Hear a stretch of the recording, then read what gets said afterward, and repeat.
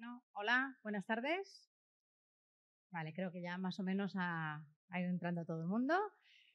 Hola a todos y todas, a tanto los que estáis aquí como los que nos estáis viendo desde casa, que esto se está retransmitiendo en streaming por nuestro canal YouTube del PRBB.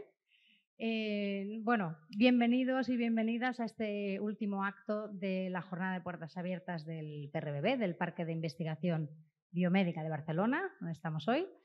Yo soy Marusha y quería, bueno, en nombre del PRBB y también como coordinadora del Comité de Igualdad, Diversidad e Inclusión del Parque, me hace especial ilusión invitaros a esta mesa redonda con este tema tan importante que es incorporar la perspectiva de género en la investigación. Estoy segura que no tengo que explicaros a nadie de los que estáis aquí cómo de importante, ¿no?, es incorporar la diversidad en la ciencia, al igual que en todos los aspectos de la vida, ¿no? Y es una cosa que se lleva ya muchos años, ¿no?, trabajando, que antes discutíamos si se ha avanzado o no se ha avanzado. No se ha avanzado lo suficiente, en eso sí que estamos todos de acuerdo, y queda mucho camino por delante en muchos aspectos. En cuanto al género en concreto, seguro que, y el género en la ciencia, seguro que habéis visto muchas veces la típica gráfica esta de las tijeras, ¿no?, donde la proporción de mujeres en ciencia es muy alta en los niveles iniciales de la carrera, pero va bajando a medida que llegamos a las posiciones de poder, mientras que en los hombres es al revés, ¿no? Hay proporcionalmente menos hombres, pero al mirar pues, directores de centros o jefes de grupo, pues hay una gran proporción de hombres. Esto ya hace muchos años, ¿no?, que se sabe que es así y que se intenta cambiar y luchar contra esto. Y bueno, a poco se van haciendo cosas. Aquí en el parque, todos los 6 centros de investigación que están dentro del parque tienen sus propios comités de género y de igualdad, donde intentan pues, hacer iniciativas o propulsar políticas que ayuden a esto. Pero bueno, es un trabajo de pica-pedra, como se dice en catalán, ¿no?, muy despacito, poquito a poquito. Pero hoy queremos ir un poco más allá de lo que es simplemente el número, ¿no?, de mujeres o hombres que hacen ciencia. Porque además de ser una cuestión de justicia, ¿no?, pues que todo el mundo tiene derecho a ser científico o científica, esto afecta también a la calidad de la investigación, ¿no? Se sabe que grupos diversos de personas son mejores a la hora de encontrar soluciones a problemas, encontrar soluciones más creativas, pero además no solo la solución a los problemas, sino el pensar el problema ya, ¿no? El preguntarte las preguntas o el cómo te preguntas esas preguntas también depende de la gente que se las pregunta, que está proponiendo la pregunta inicial. Y esto es una de las cosas que vamos a hablar hoy. Y para ello tenemos a este elenco magnífico perdón, me pongo aquí para no tapar a nadie, de personas a las que quería darles especialmente las gracias por venir. Tenemos a Zulema Altamirano, que es la directora de la Unidad de Mujeres y Ciencia del Ministerio de Ciencia e Innovación, que ha venido de Madrid para estar aquí presencialmente, así que muchas gracias, Zulema. A vosotros. Tenemos también a Nuria aquí. Nuria Argudo es cirujana de la unidad de patología mamaria del Hospital del Mar, aquí al lado, y además también es investigadora del IMIM, uno de los centros del PRBB, y profesora de la UPF. Muchas gracias también, Nuria. Tenemos a Mara Diersen, que es también investigadora de uno de los centros del PRB, el CRG. Es la jefa del Laboratorio de Neurobiología Celular y de Sistemas. Y además es también miembro del Comité de Igualdad, ¿no?, del CRG. Y tenemos también a Gema Revuelta, que voy a tener que mirar el nombre, porque si no lo diré mal, porque es muy largo, que es muchas cosas también, Gema. Es la directora del Centro de Estudios de Ciencia, Comunicación y Sociedad. Y también es la directora del Máster de Comunicación Científica, ambos de la Universidad Pompeu Fabra. Y finalmente tenemos también a Cristina Sáez, que es periodista especializada en ciencia y con un interés y una pasión muy grande por el tema de hoy. Así que estamos encantados de que sea la moderadora. Y nada, os doy paso a vosotras. Muchísimas gracias. Gracias a vosotros y vosotras también por venir. Y nada, espero que lo disfrutemos. Gracias. Bueno, gracias a todos por estar aquí. Supongo que estamos todas de acuerdo, ¿no? Que es un placer volvernos a reencontrar cara a cara, ¿no? Siempre es más gratificante poder ver a la gente con la que estás intentando, ¿no? Dialogar alguna cosa, ¿no? Que por Zoom, ¿no? Que hemos estado todo el año pasado. Yo ahora haré una pequeña introducción al tema y luego entraremos en debate, pero hay una parte importante reservada a las preguntas del público. Os lo digo porque si durante las intervenciones de nuestras ponentes hay alguna cosa que decís, ostras, me gustaría preguntárselo, que sepáis que al final habrá bastante rato, ¿vale? Para que les podáis preguntar. Os daremos paso y les podréis preguntar lo que queráis. A mí me gustaría comenzar, para introducir un poco la cuestión de la importancia de introducir la perspectiva de género en la investigación, con una, digamos, anécdota, ¿no? Que seguro que, como hay muchas chicas y muchas mujeres entre nosotros, sabéis de qué va. Este verano, no sé si os acordáis que la Agencia Reguladora del Medicamento, la EMA, en Europa, emitió uno de sus informes en los que evalúa, ¿no? Va evaluando periódicamente, ¿no? la seguridad de las vacunas, y se hacía eco de una reclamación de miles y miles y miles de mujeres en Europa, y era que después de la vacunación habían sufrido trastornos en la regla, en la menstruación. Algunas se quejaban de que habían tenido más dolor, otras de que se les había adelantado, se les había retrasado, que si tenían bultos en el pecho. Y eso durante mucho tiempo se desestimó, ¿no? No puede ser que las vacunas estén provocando ningún efecto secundario. Pero bueno, la EMA solicitó más información, ¿no? A las farmacéuticas y además se comprometió a investigar estos efectos secundarios. En España, la Universidad de Granada emprendió un estudio, creo que ha sido la única, o yo no he sabido encontrar que haya más instituciones que lo hayan empezado a estudiar, el proyecto EVA, en el que, por ejemplo, empezó lanzando una encuesta que contestaron 17.000 mujeres en España. 7 de cada 10 decía que sí, que le había pasado, que había tenido trastornos en la menstruación, ¿no? Desde reglas más abundantes, como os decía, más dolor, retrasos, tal. Entonces me puse a buscar a ver cuántos estudios había de impacto de medicación o de vacunación en la menstruación. Y resulta que no hay. O sea, a pesar de que la menstruación es uno de los procesos fisiológicos más importantes en la mujer, además, retrasos en la regla, por ejemplo, pueden evidenciar que hay alguna enfermedad de fondo, ¿no? También sabemos que se ve afectada por factores de vida, por medicación, por factores psicológicos. A pesar de eso, no se estudia. Entonces me parecía que era un gran ejemplo para empezar a hablar de la falta de la incorporación de esta perspectiva de género, ¿no? En la investigación. Pero no solamente en biomedicina. Hay ejemplos de esta falta de perspectiva de género en todos los ámbitos de la ciencia. Por ejemplo, hace 10 años, ingenieros de Estados Unidos se preguntaban, alarmados, ¿cómo puede ser que las mujeres tengan peores consecuencias en un accidente de tráfico, que los hombres? Y después de investigarlo se dieron cuenta que era simplemente porque los maniquíes que se utilizaban para simular los accidentes eran con cuerpo de hombre, con lo cual no se recogían, ¿no?, las diferencias del cuerpo fisiológicas de la mujer, ¿no? Arreglaron esto, hicieron los experimentos de otra forma y entonces ha bajado la tasa de peores consecuencias en accidentes de tráfico de mujeres respecto a hombres. Volviendo al COVID, hace muy poquito también hicieron una revisión de todos los estudios científicos que se habían ido publicando durante este año y medio que llevamos de pandemia, y solo un 4% había tenido en cuenta diferencias entre hombres y mujeres. A mí eso me sorprendió porque pensé, ostras, pero si la COVID sabemos que tiene peores... Bueno, los hombres tienen peores pronósticos, ¿no?, para tener COVID más grave y también tener peores... COVID más grave, y las mujeres, en cambio, tenemos más probabilidad de tener COVID persistente. ¿Cómo puede ser que no se haya estudiado? No se ha estudiado. Solamente hay estudios para la mujer en el caso de las embarazadas, de a ver qué pasa en mujeres embarazadas con la COVID.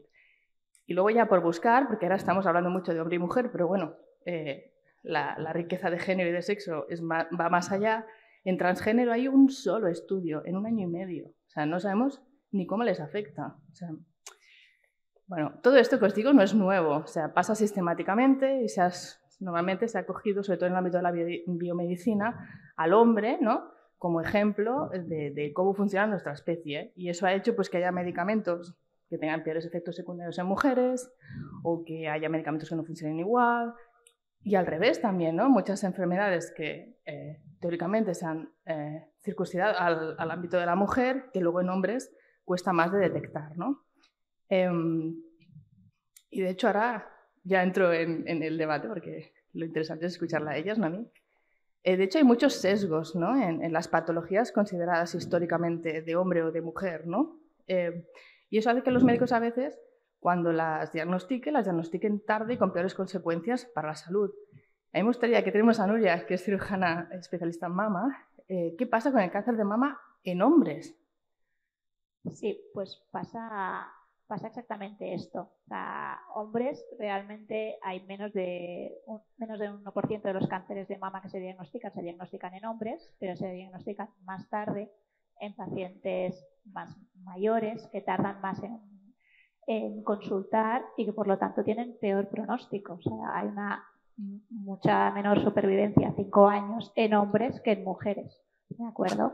Y realmente en una revisión que se publicó hace 2 años, en una revista de alto impacto como el New England, se hablaba de esto. Es una enfermedad claramente infraestudiada en los ensayos clínicos. Hasta hace muy poco no se incluían hombres, ¿de acuerdo? Por eso de homogeneizar los resultados. ¿Y eso a qué te llevaba? Pues a que realmente no sabías cómo respondían los hombres a, pues eso, a los mismos regímenes de quimioterapia, al tratamiento hormonal, ¿de acuerdo? Ahora ya empezamos a saber más, ahora todos los ensayos clínicos incluyen hombres y mujeres y dan los datos, la mayoría de ellos segregados, pero realmente es un caso, pues eso, de discriminación al revés. O sea, los hombres con cáncer de mama tienen claramente una peor atención de entrada por la falta de investigación previa que ha habido y la falta de concienciación también.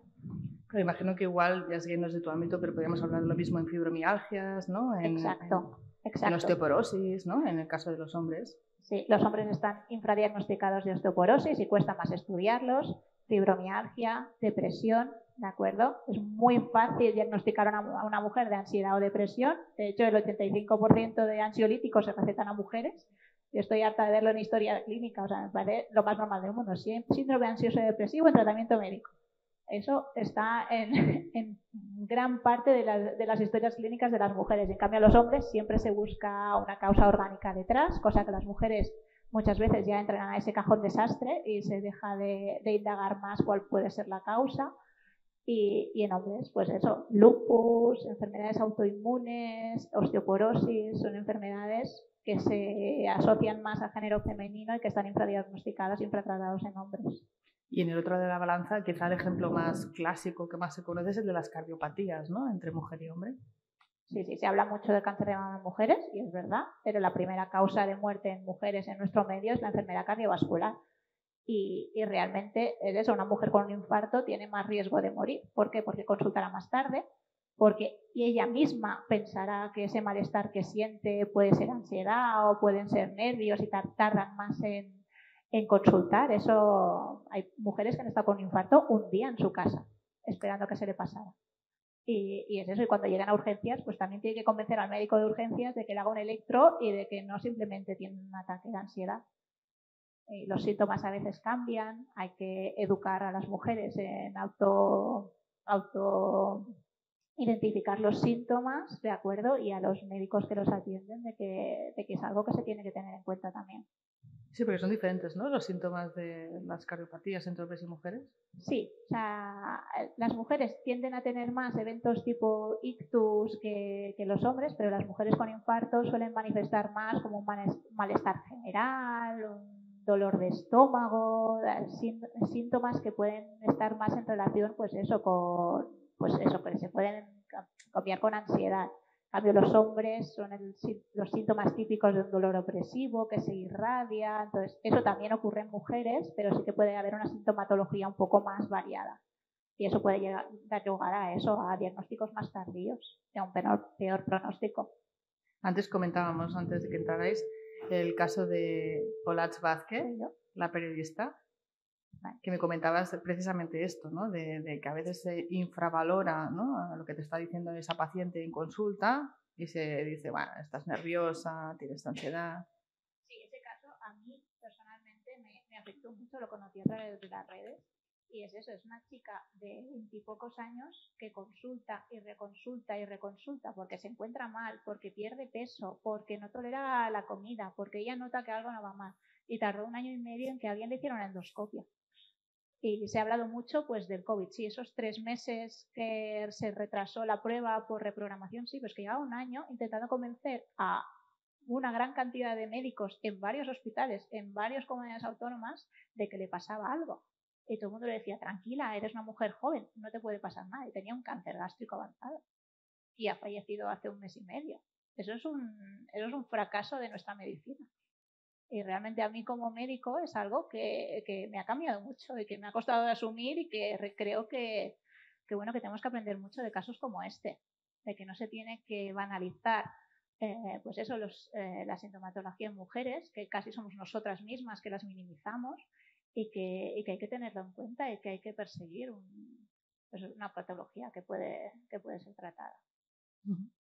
Quizá, a ver, no sé qué os parece al resto de ponentes también, en muchos casos, ¿no?, de medicamentos o de enfermedades, lo que ha pasado sistemáticamente es que las mujeres no han entrado en la misma proporción en ensayos clínicos, o si han participado en ensayos clínicos, esos datos, como ahora comentabas, no están separados por sexo. Entonces, ¿por qué os parece que ha pasado esto? Leía que en Estados Unidos, por ejemplo, en 1977 la FDA prohibió la inclusión de mujeres en edad fértil, tanto si estaban embarazadas como si no, como si tenían deseo de quedarse embarazadas como si no, en todos los ensayos clínicos fase 1 o 2. ¿Por qué pasa esto de que no hay tantas mujeres que entran en un ensayo clínico con la importancia que tiene? No sé, Mara o Gemma o... Si quieres, bueno, no sé si me... Bueno, a ver, hay una razón totalmente histórica. Por una parte, pues históricamente ha habido, pues, como la moralidad ha hecho que las mujeres pues tenían que estar en un ambiente en el cual se tenían que quitar la ropa, ciertas cosas que podían pasar en una experimentación, pues era una situación que producía esa incomodidad y de entrada pues ya ni se pensaba en ellas por una cuestión moral. Por otra parte, también, pues lógicamente, lo sabemos todo el mundo, lo que ha sido el ejercicio de la medicina y el ejercicio de la ciencia ha estado dominado por el género masculino, por los hombres.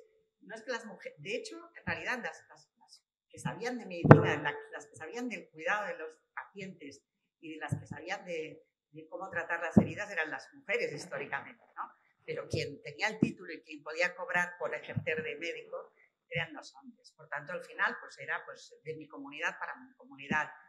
Me preocupo más de mis problemas porque las mujeres, ellas ya se tratan, ellas ya tienen sus hijos con sus madres y sus hermanas y las vecinas vienen a tratar los hijos, ya se ocupan de ciertas cosas y de entrada la mujer entraba menos. Eso ya era la razón histórica. Luego, es verdad, como decíamos antes, hasta los años 90 no se obliga a que en un ensayo clínico obligatoriamente tengas que poner también en la muestra incluyas a mujeres. En los años 90 no es nada, es que hace 30 años de esto. La mayoría de los medicamentos, que incluso muchos estamos tomando todavía, no se ensayaron en mujeres. Es como si, bueno, en fin, hay muchísimas razones, algunas son históricas, otras son morales, religiosas, culturales, etcétera.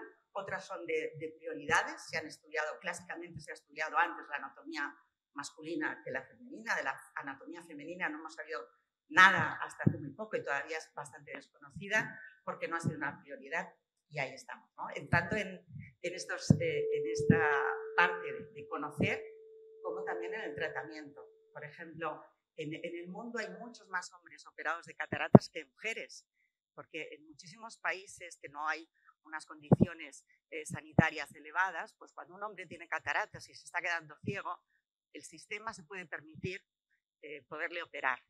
Pero a las mujeres muchas veces se quedan en esa lista de espera o ni siquiera llegan a la lista de espera. Hay casos así, hay muchísimos, ¿no? ¿Hay participación 50-50, hombres-mujeres? Ahora es obligatorio porque no se puede hacer un ensayo clínico sin que haya mujeres. Lo que sí que es verdad que muchas veces, bueno, en el caso del ensayo clínico está mucho más regulado y estructurado, pero en otro tipo de experimentación, en otro tipo de investigación, a veces sí que se incluye en la muestra, buscas que sea una población muy estratificada, pero luego no se analiza, no se interpreta bien, no comunicas bien los resultados. Pero bueno, quizás vosotras de... O sea, el tema es que esto pasa no solamente en investigación clínica, sino también en investigación básica, ¿no? Desde los primeros estadios de la investigación. Y muchas veces la razón, luego hablaremos con problemas, pero muchas veces la razón es, bueno, es que es mucho más complicado estudiar al sexo femenino que al sexo masculino, porque claro, como es cíclico y no sé qué.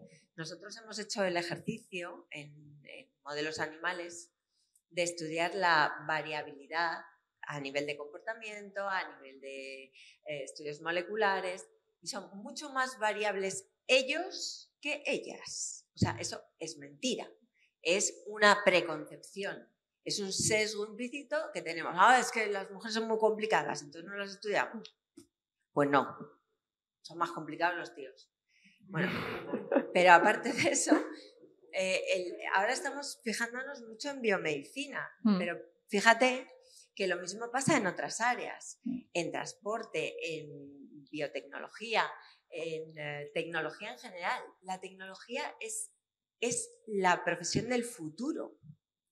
Y en este momento todavía la mayor parte de las industrias tecnológicas están dominadas por varones. ¿Qué consecuencia tiene eso? Que no se incorpora lo mismo que decía Gemma, que no se incorpora esa perspectiva de género.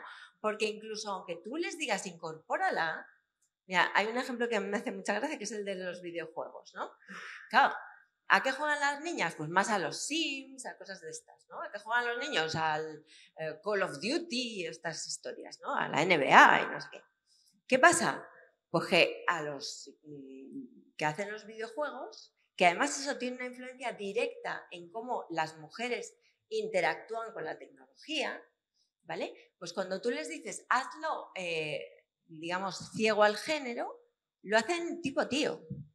Porque es que le sale solo, es que tiene ese sesgo. Y mientras no haya diversidad, no vamos a evitar ese sesgo. Y con eso que estamos consiguiendo, que la mitad del talento, porque será de justicia lo que quieras, pero también es de justicia que la mitad del talento no lo perdamos.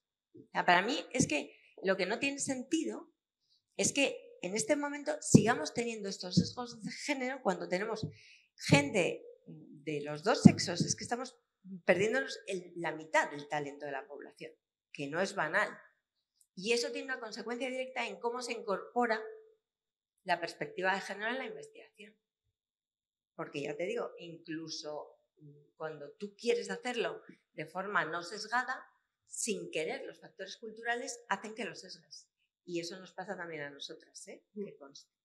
Entonces, en biomedicina, desde luego. Y además eso, tú lo has dicho muy bien, Nuria, o sea, tiene una consecuencia directa que es lamentable. Hay 700 enfermedades que están infradiagnosticadas en mujeres por culpa de no haberlas estudiado desde el principio de la investigación.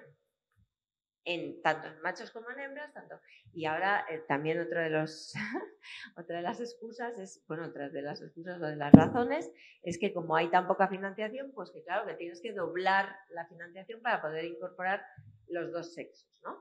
Y como casi todo está hecho en machos, pues claro, si no, no puedes comparar con nada, y entonces como no puedes comparar con nada, te aceptan peor los papers. Entonces es que está en todos los estamentos. Ese es el problema, ese es el gran problema, ¿no? Entonces, si no hay una voluntad firme de arriba abajo y a nivel transversal, y antes lo comentábamos, decíamos, a ver cuántos chicos hay hoy, porque el problema es que muchas veces ni siquiera interesa, ¿no? O sea, cuando hablamos de mujeres y ciencia, normalmente estamos mujeres hablándonos de mujeres y ciencia a las propias mujeres, que está genial, me parece muy bien, ¿eh? Pero, hombre, no sé, ¿no? Y la verdad es que yo estoy muy contenta porque hay muchos más tíos de los que yo pensaba, ¿no? Pero quiero decir que es que al final eso permea a la sociedad también. O sea, que ya no es solo de arriba abajo, es entre nosotros, ¿no? Y ya me callo, que estoy hablando mucho. Bueno, y ahora he pensado que igual hay dos preguntas básicas que no hemos hecho. Una es, ¿qué quiere decir incluir la perspectiva de género en investigación, que lo hemos dado un poco por supuesto, igual tenemos que ir por aquí, y luego, porque es importante, lo hemos ido un poco pincelando, pero igual, Zulema, no sé si te apetece. Pues me queda otra, que yo han hablado. Estaba mirando a ti. Pues fijaos, precisamente iba a empezar un poco por ahí, porque al final para mí es, o las mujeres no se han incluido en los ensayos, o porque somos muy complicadas biológicamente, o porque es muy caro. Entonces está ese mito de las hormonas. De hecho, había en la revista Science, hará 2 meses, que precisamente han vuelto a retomar, porque hay preocupación en retomar este mito para justificar, pues eso, que como no hay mucho dinero, pues de dónde recortamos, pues recortamos de ahí. Y luego, cuando hablamos de cómo integrar la perspectiva de género, no es solamente integrar el sexo, no nos vale componer a unas poquitas mujeres y a unos poquitos hombres, no. El otro tema es cómo nos comportamos las mujeres, cómo se comportan los hombres, porque no nos comportamos igual, vamos con mochila azul según nacemos, mochila rosa, otra mochila en medio. Ya las mochilas van cambiando de color. Desgraciadamente, la de las mujeres siguen siendo muy rosas. Luego podemos ir cambiando, pero la de las sigue siendo muy rosa. Y un ejemplo que a mí me gusta mucho, que me ponían en ingeniería, no es mío, me lo comentaban desde la práctica de la innovación en el País Vasco. Van a construir un metro. Entonces le preguntan a los ingenieros, oye, ¿qué ruta tomamos? Bueno, entonces empezaron allí, la más rápida. 2 hombres ingenieros, la ruta, es que no les cabía otra opción. Hasta que lo pararon un segundo y dijeron, oye, ¿y quién usa el metro? En un mayor por ciento, las mujeres. ¿Y las mujeres quieren la ruta más rápida? No. Las mujeres quieren que esté cerca de un lugar donde haya luz, porque si no, no van a coger el metro. Una señora, ninguna de nosotras a las 2 de la mañana o a las 10 de la noche vamos a ir si no hay luz en los últimos 500 metros, y además somos quienes vamos a hacer la compra. Por tanto, si me pones las estaciones de metro cerca de los donde yo tengo que parar, que soy yo quien voy a cogerlo, y esto un poco en la línea que se llamara, no es que los hombres lo piensen o no lo piensen, es que la realidad es que cada uno con nuestras conductas, nuestras características, nuestras necesidades y cómo vivimos el mundo, hay cosas en las que somos iguales, no pasa nada, pero es que hay muchas cosas en las que somos muy diferentes. Pues eso es integrar la perspectiva de género, tener en cuenta lo biológico, pues estamos en salud y medicina, tener en cuenta cómo nos comportamos, cómo nos pedimos ayuda, cómo nosotras estamos ansioso-depresivas todo el día y cómo interaccionan las dos cosas. Cómo interacciona, cómo sentimos las enfermedades. O sea, hay un dato a mí que me preocupa, quizá a lo mejor me voy de tema, pero no sé si conocéis el Instituto Europeo de Igualdad de Género, el EIGE. Yo quizá lo comento, porque estuve trabajando allí, tienen el índice de igualdad de género. Hacen un índice que lo presentan, por cierto, la semana que viene, y dentro de ese índice incluyen la salud. Al incluir la salud, lo que hacen es comparar mujeres y hombres en Europa, comparan el acceso a la sanidad, comparan la esperanza de vida y por fin están comparando el comportamiento saludable, porque las mujeres, si yo no estoy equivocada, la medicación no prescrita, consumimos mucho más medicación, y lo que son el alcohol y las drogas no legales las consumen más ellos. Pues ese tema está. Y sin embargo no han incluido otro tema que ya ha salido aquí, cuál es el acceso a la sanidad de lo que es específico de mujeres y específico de hombres. Ese dato no está. Y para mí este dato complementaría, cerrando un poco el círculo, lo que es integrar la perspectiva de género.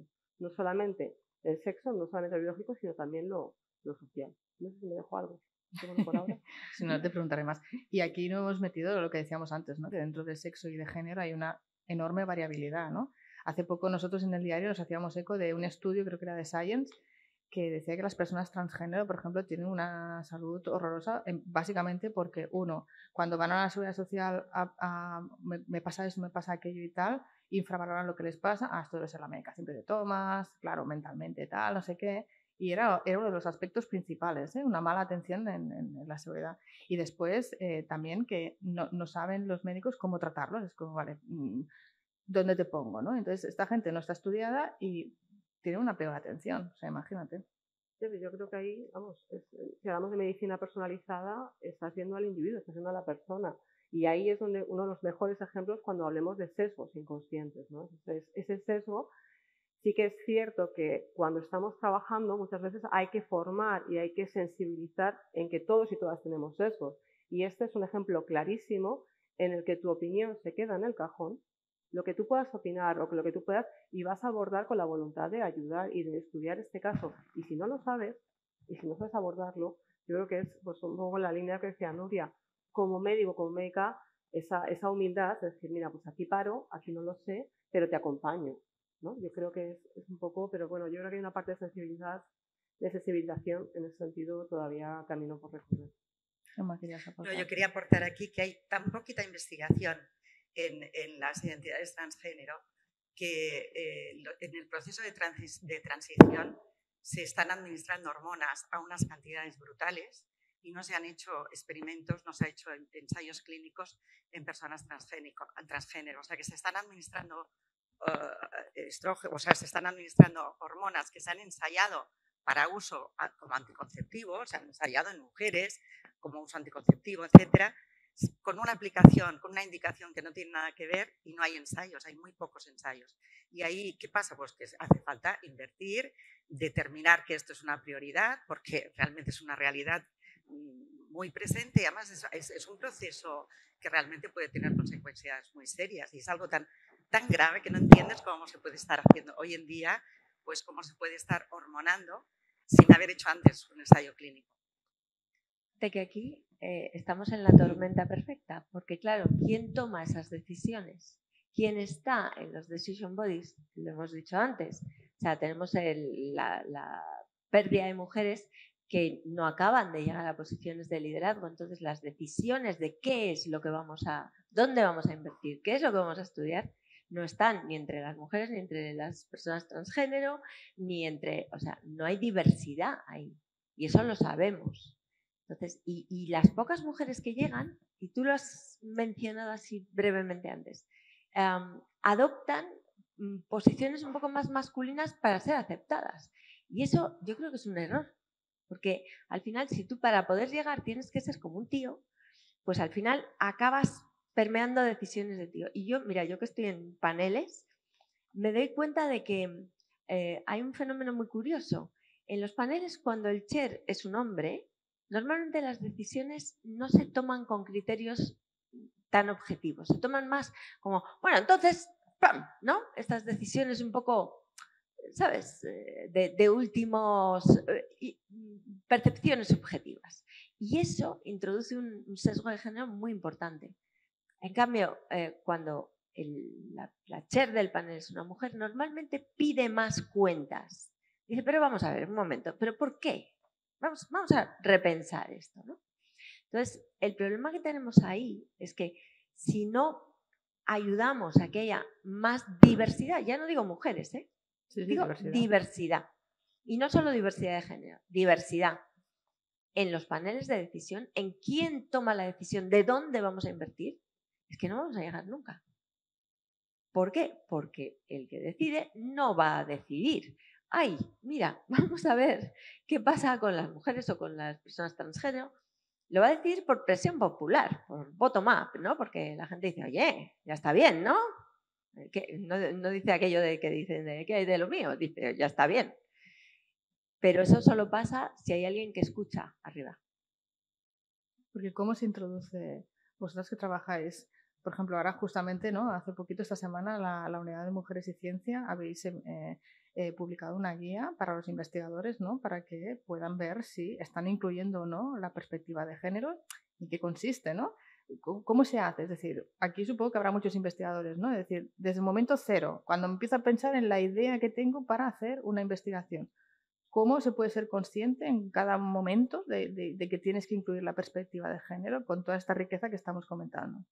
Yo creo que herramientas hay, no son de ahora. Hay herramientas, para mí la mía, por referencia, es Gender Innovation, que es quien empezó con Onda Singelberg, quien empezó a trabajar todo este tema, y hay una plataforma muy grande. Desde la Unidad de Mujeres y Ciencia, para apoyar al personal evaluador. Primero se empezó por el personal evaluador. En la agencia se hizo la IGAI, que es una pequeña nota en la que orientas al personal evaluador a ver un poco cómo se va a valorar esta pregunta que lleva incluida ya en las convocatorias desde hace tiempo.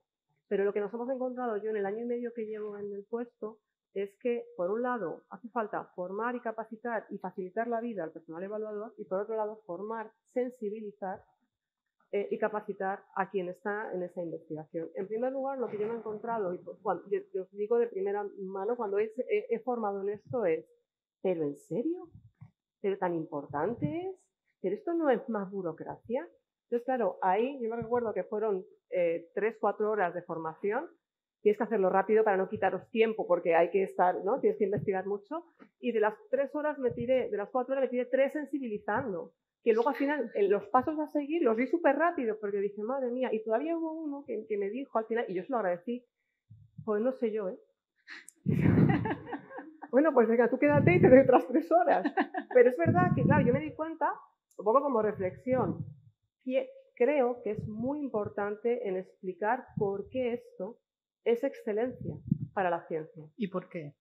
Para mí, porque estamos beneficiando a mujeres y hombres por igual, estamos beneficiando a la diversidad. Tú no puedes garantizar que el modelo androgénico, que es la norma, es café para todos y para todas, porque no nos relacionamos igual. Porque me voy a la EIGE y me sigue diciendo el índice de igualdad de género en Europa que tenemos espacio de mejora, que estamos en un 68, que efectivamente si podemos estudiar, podemos trabajar, estamos aquí, podemos votar, tenemos anticonceptivos, fantástico. Y por eso es incluso un poquito más peligroso lo que yo llamo espejismo de igualdad, porque la desigualdad ya no está aquí, hay que seguir buscándola. Y ahí es donde todavía sabemos, no lo digo yo, no lo dice Londa Ziegler, lo dicen los datos. Y ahí es cuando tú ves que hay espacio todavía. Ahora, si no metemos perspectiva de género en lo que investiguemos, esas brechas no las vamos a ver. Y seguirán diciéndonos quienes no quieren ver las brechas que esto es politizar, que esto es ideología de género o que tan mal no estamos. El otro día me decían, hombre, es que si os queréis comparar con las mujeres afganas, digo, hombre, ya, no lo hago en absoluto y soy la primera que me solidarizo y que estoy muy pendiente de cómo están las mujeres afganas. Pero eso no quita que aquí, en mi contexto, en mi realidad, sigamos queriendo, pero queriendo lo que hemos dicho antes, lo que es justo y lo que es excelente para mí. No, que yo quería añadir que además de justo, que obviamente es de justicia, pero es que incluir la perspectiva de sexo y género en la investigación es como incluir la estadística en mucha parte de la investigación, porque ¿qué haces con la estadística? Pues mejoras la fuerza que tiene aquella investigación, demuestras, reduces la posibilidad de sesgos, etcétera, etcétera. Introducir perspectiva de sexo y género además es de cajón que algo, realmente las mujeres y los hombres somos muy parecidos y somos muy diferentes. Esas diferencias son tan obvias y son tan macro que es absurdo no introducirlas en la investigación. Y volvemos al campo de la medicina. Estamos pensando en la medicina personalizada, en ver si aquel medicamento, aquella persona que tiene el gen que cubre no sé qué, con el microbioma, con el no sé qué, si aquello hará que el medicamento vaya mejor o no. O sea, nos estamos fijando en cosas súper, súper especializadas y no ponemos en la ecuación algo tan burdo y tan básico como sería el sexo y el género. Entonces, por una parte, es obvio que aumenta la calidad, incluso puedes tener beneficios económicos. Por ejemplo, en los casos, como comentaba antes Mara, en uno de los estudios que hay en Gender Innovation explican pues, que a nivel de ingeniería, por ejemplo, pues hay un grupo de investigación que trabaja con aplicaciones para mejorar la automoción, la independencia de las personas mayores. Entonces empiezan pues, a investigar prótesis, no sé cuánto, aplicativos para poder estar en casa, teleasistencia, etcétera, etcétera. Y de repente incorporan en el grupo a sociólogos y los sociólogos les dicen, hombre, a ver, de las personas que tienen más de 70 años, 80 años en esta población, resulta que hay 8 mujeres por cada hombre. Si incorporas la perspectiva de género, es que tienes un producto que lo vas a vender mejor y vas a tener beneficios económicos. O sea, es que es algo tan básico que mejoras la calidad, disminuyes el sesgo, aumentas del beneficio económico, a la larga es un beneficio económico y también pues, hay una cuestión, obviamente, de equidad y de justicia. A ti, en la clínica también, incluir la perspectiva de género hace que mejore también la atención que le das a cada paciente, ¿no? Porque tener datos de cómo funciona este medicamento, esta inmunoterapia en mujeres, cómo funciona en hombres, qué es lo que pasa con este cáncer en mujeres, supongo que también te hace que seas mejor médico, ¿no? De alguna manera. Completamente. es fundamental. Lo que pasa es que estos datos hasta hace poco no los hemos tenido. O sea, es que yo me quedé alucinada con mi propio desconocimiento. Estuve en un tribunal de tesis doctoral este año que analizaba las diferencias en cuanto a una complicación de la tiroidectomía, como es el hipoparatiroidismo, ¿de acuerdo? Y las paratiroides son glándulas que afectan al metabolismo óseo. ¿Cómo afectaba? Pues el sexo femenino. Cómo afectaba en el sexo femenino el estado hormonal de las pacientes, si eran preo o posmenopáusicas. Pues algo tan básico como la osteoporosis y la menopausia y el efecto que tienen las hormonas femeninas sobre el metabolismo óseo, hasta este año yo no había pensado que podía tener relación pues eso, con una patología tan frecuente como es tener que tomar calcio después de que te operen del tiroides. Y eso, ha sido una tesis doctoral leída este año. O sea, hasta ahora esta perspectiva no se ha introducido. En mi ámbito, yo realmente estoy aprendiendo muchísimo con vosotras. En mi ámbito esto no se habla. Yo me dedico al cáncer de mama. En mi caso, pues salvo por las personas trans o por los hombres, no nos afecta tanto diariamente la perspectiva de género, pero en muchos otros casos yo os aseguro que al nivel de la clínica esto no ha llegado todavía, en muchísimos casos. Y eso es lo que tenemos que trabajar. Os lo lanzaba antes, ¿no? Supongo que hay muchos investigadores. ¿Cómo se incorpora? O sea, una persona que dice, voy a investigar tal, o sea, en el momento en que ya se plantea esa pregunta, ¿hay alguna forma de ser consciente de que tienes que incorporar perspectiva de género? Pero claro, si tú hablabas de sesgos, Mara, pero muchas veces no somos conscientes de que tenemos esos sesgos. Entonces tú te planteas algo y no estás pensando, ¿no? En no he incorporado esto o lo otro. ¿Cómo se hace? ¿Vosotras qué hacéis a menudo, guías? Nosotros, bueno, desde mi centro, por ejemplo, que hacemos mucha formación y de hecho aprovecho para hacer cuña aquí. Ahora estoy dirigiendo un TFG, un trabajo de final de grado de una estudiante de medicina, que su TFG es cómo incorporar la perspectiva de sexo y género en el TFG. Ah, qué bueno. Y si todo va bien y nos sale un buen estudio y vemos que es efectivo, en realidad lo que hacemos es, junto con un grupo que es de Canadá, del Institute of Gender and Health de Canadá, y junto con ellos haremos este seminario, valoraremos antes y después. Si todo va bien, pues nosotros lo vamos a llevar a la unidad de género de la Pompeu, esperemos que lo implanten en los estudios y bueno, nos iremos a verte también para... en fin, ¿qué se hace cuando formas a las personas para que hagan investigación? Lo primero de todo, intentas formarles cuanto antes mejor. Por eso nuestro empeño en que antes de que acabar el grado ya sepan lo que es el sexo, lo que es el género, cómo incluirlo. ¿Cómo incluirlo? Pues hay que ser sistemáticos. Primero, cuando te planteas el problema, que lo primero que haces es documentarte. Pues cuando vas a documentarte, a hacer la revisión bibliográfica, buscas a ver si ya se ha incluido la perspectiva de sexo y género en ese problema que tú te estás planteando. Intentas también, se puede ser, no solamente buscar autores hombres, sino también que haya autoras mujeres, que de hecho no hay... Claro, en el ámbito de ciencias de la salud y la vida no siempre puedes reconocer quién es el autor, porque nuestros sistemas de citación no siempre lo permiten, pero en fin, sobre todo saber si se ha estudiado o no esa perspectiva. Ya tenemos esa documentación, ya puedes empezar a plantear el problema. En el problema hay que intentar ver también si en ese problema, en esa pregunta de investigación, aumentaría nuestra capacidad de adquirir mayor conocimiento, introducir una pregunta que tenga que ver con el sexo o el género. En la metodología, igual, cuando diseñas una muestra, pues evidentemente que sea representativa de la población a la que estudias, si hay hombres y mujeres, etc. Cuando reclutas a los pacientes, por ejemplo, antes Nuria hablaba del problema de los trastornos mentales. A las mujeres en general nos han educado más para admitir que somos lábiles, que tenemos problemas y cuando tenemos un problema, pues nos vamos al psicólogo, al psiquiatra, no tenemos, o a la psicóloga o a la psiquiatra. No hay tanta...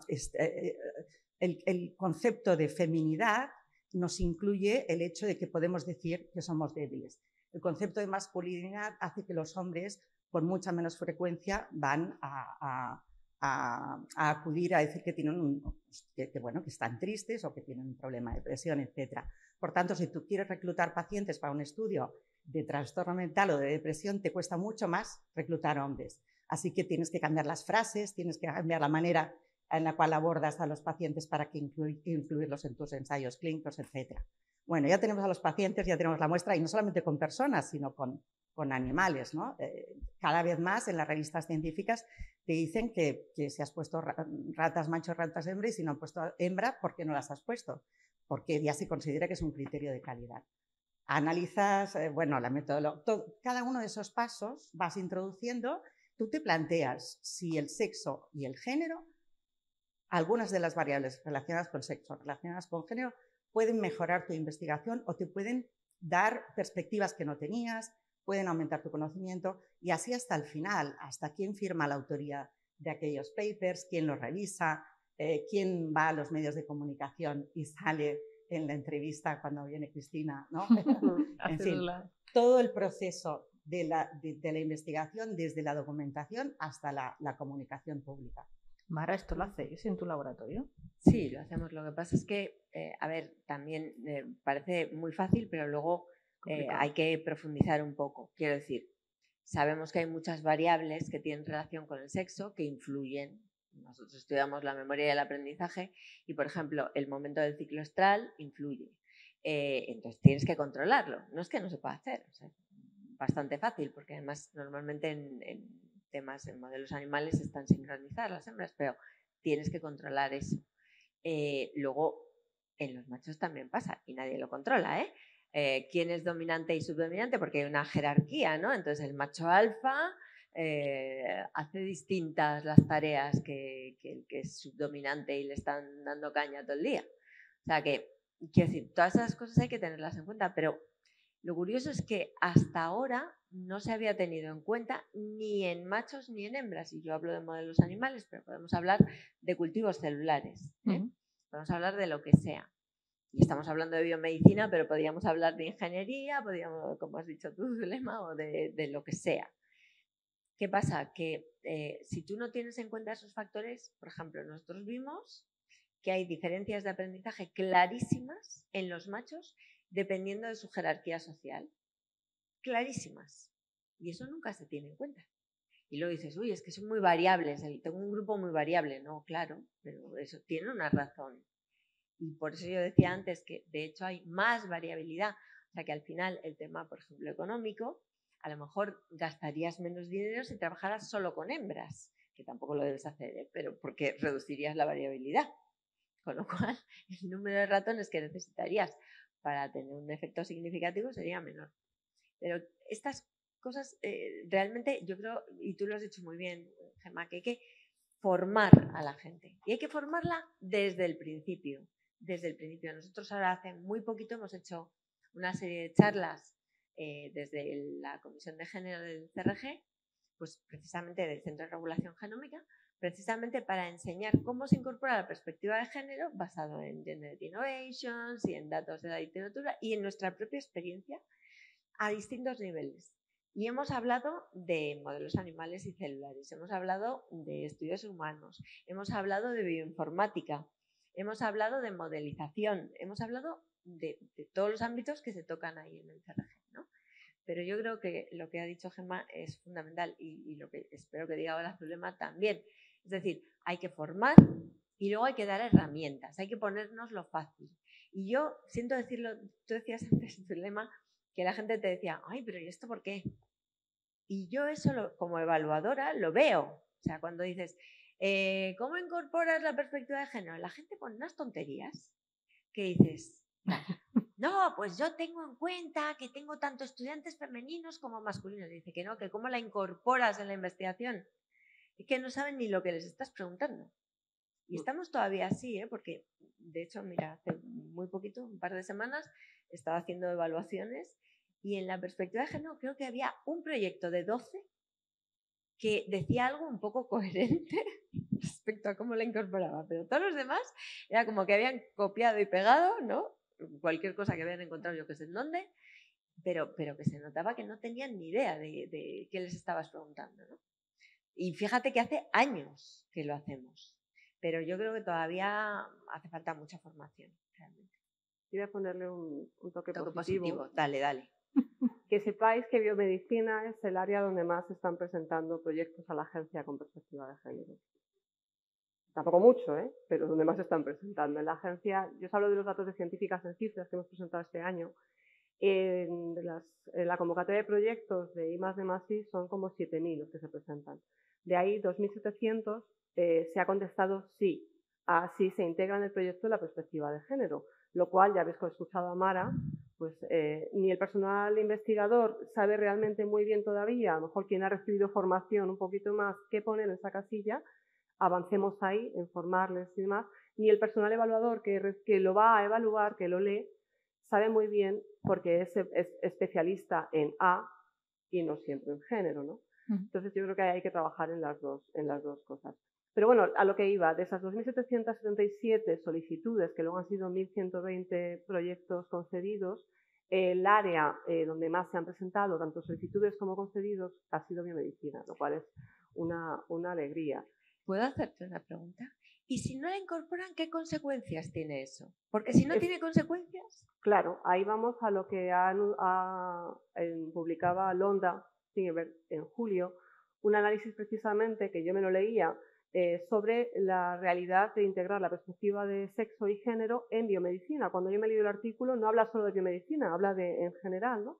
Entonces, ellos lo que han visto es qué funciona mejor, obligar o incentivar. Pues la realidad es que funcionan bien combinados. Porque si obligas pero no formas ni asesoras, estás obligando a algo que la gente no sabe muy bien cómo hacer y copia, pega, y entonces no estás sensibilizando. Si incentivas, tampoco te sirve, porque hay quien no tiene tiempo, no tiene ganas y tampoco lo hace. Entonces, lo que han visto es que hacen falta las dos. A lo cual, conclusiones del artículo, por si no lo queréis leer, pues que son 4 temas los que hay que trabajar. Primero, sensibilizar, que ya lo hemos comentado. Segundo, formar y asesorar. No me obligues a hacer algo, no me incentives en hacer algo sin decirme cómo. Lo tercero, aunar esfuerzos, que no sean solamente las agencias de financiación, sino que cuando tú vas a presentar un paper y no tienes integral perspectiva de género, te digan, fuera, ya verás cómo empezamos a hacerlo de otra manera. Una farmacéutica, cuando vea que tu producto, los ensayos clínicos, no, fuera. Una empresa de biomedicina, cuando tal, fuera. Si ese esfuerzo, que no solamente tiene que venir a nivel político o a nivel de financiación, se hiciera por todas partes, pues el que ya se va, no quiere o no sabe, pues ya tendrá que ponerse a estudiar y a ver cómo lo hace, porque se le van cerrando las opciones, ¿no? Y la cuarta, herramientas. ¿Vale? Ya estoy convencida, estoy formada, pero dame lo fácil, máscamelo. Y es un poco en la línea de lo que comentaba antes Cristina, el vídeo que hemos lanzado esta semana, hemos lanzado 2 vídeos. Son vídeos muy cortitos, es un pequeño avance. Uno de sesgos y otro de dimensión de género. Lo siguiente que queremos hacer es una guía un poquito más elaborada por área. No algo tan magnífico, ¿no?, como puede ser Gender Innovation, porque la realidad que hemos visto cuando preguntamos al personal investigador es que nadie se va a meterse y a leerse los miles de artículos, no porque no quieran, sino porque a lo mejor no quieren, pero queramos pensar que sí, que no tienen tiempo. Entonces queremos dar algo muy mascado, algo más fácil, ¿no?, que vaya poco a poco introduciendo o facilitando un poco eso. Y yo lo último a añadir, que no quiero que se me olvide, es que está muy bien el análisis sexo-género, está muy bien que empecemos a incluir a las mujeres, pero también estaría muy bien que los problemas de las mujeres fueran también importantes. Y estas son palabras de Pampa, de la directora de la agencia SIN, que coincidí con ella, y decía, es que los problemas que nos preocupan a las mujeres, el 51% de la población, están en las revistas del corazón y no en los estudios científicos. Y a mí esa frase se me quedó. Dije, entonces, bueno, efectivamente, vamos a por todas, vamos a incluir a las mujeres en los ensayos clínicos, pero también a lo mejor el COVID y la menstruación hay que financiar y hay que pedir que eso, que es específico, porque es igual de importante, más que nada porque, oye, nos afecta al 51%, o sea que no es baladí. Totalmente, pero al final, ¿quién decide que se invierte en eso, sabes? Y ahí volvemos a la pescadilla que se mueve la cola. Y luego te iba a preguntar una cosa, perdona, Cristina. Te iba a preguntar una cosa. ¿Habéis estudiado si son las investigadoras principales mujeres las que más incorporan la perspectiva de género? Porque yo creo que sería interesante ver ese dato. Es que cuando has dicho biomedicina, mi mente de periodista desconfiada ha pensado, claro, es el ámbito donde hay más mujeres. Entonces, Claro, si me dijeras en ingeniería, pues te diría, ostras. Pues la ingeniería, la IA es el segundo ámbito donde más se están presentando. Si no recuerdo mal, si no lo miro en la chuleta, la tengo aquí, es el 46,2. Es curioso porque a mí sí me ha tomado atención lo que comentábamos antes, el tema de datos. En 46,2 de esas propuestas, hablo de ciencias de la salud, no solamente de biomedicina, han sido de IP mujeres. Pero de que incorporan la perspectiva de de que género incorporan la perspectiva de correctamente. género, que incorporan la perspectiva. De esas 2.737, de los que hay de ciencias de la salud, que no sé cuántos son exactamente, porque me sé el dato de biomedicina, de ahí eran 46,2. Sí que llama la atención, por ejemplo, pero eso ya es entrar quizá en otro tema, por sacar temas que a mí me preocupan, y es que la tasa de éxito en ciencias de la salud, no os hablo de dimensión de género, os hablo ya de tasa de éxito en convocatorias y en solicitudes. Cuando miro notas científicas en cifras, la mayor brecha, si no es de las mayores, creo que era la mayor, si no de las mayores, está en ciencias de la salud. Hay más mujeres y la tasa de éxito de mujeres es un 37% y de hombres un 44%. Y la global, para todos los proyectos, hay una diferencia de 47 a 42, de 5 puntos porcentuales. Y si en cambio en ciencias de la salud, cuando yo querría pensar que la lógica nos dice que hay más mujeres, cada vez hay más mujeres que se presentan, más mujeres arriba.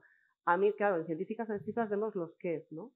Ahora hay que entrar en los porqués y ahí ya pues es la comunidad científica la que invitamos a que entre a dónde. Porque yo creo que, y no va a haber un factor solo, todo esto es multifactorial, pero hay que preguntárselo para poder ahondar. Y no siempre va a ser el género y los sesgos de género, pero es que hay muchos sesgos inconscientes y yo creo que lo hemos hablado aquí.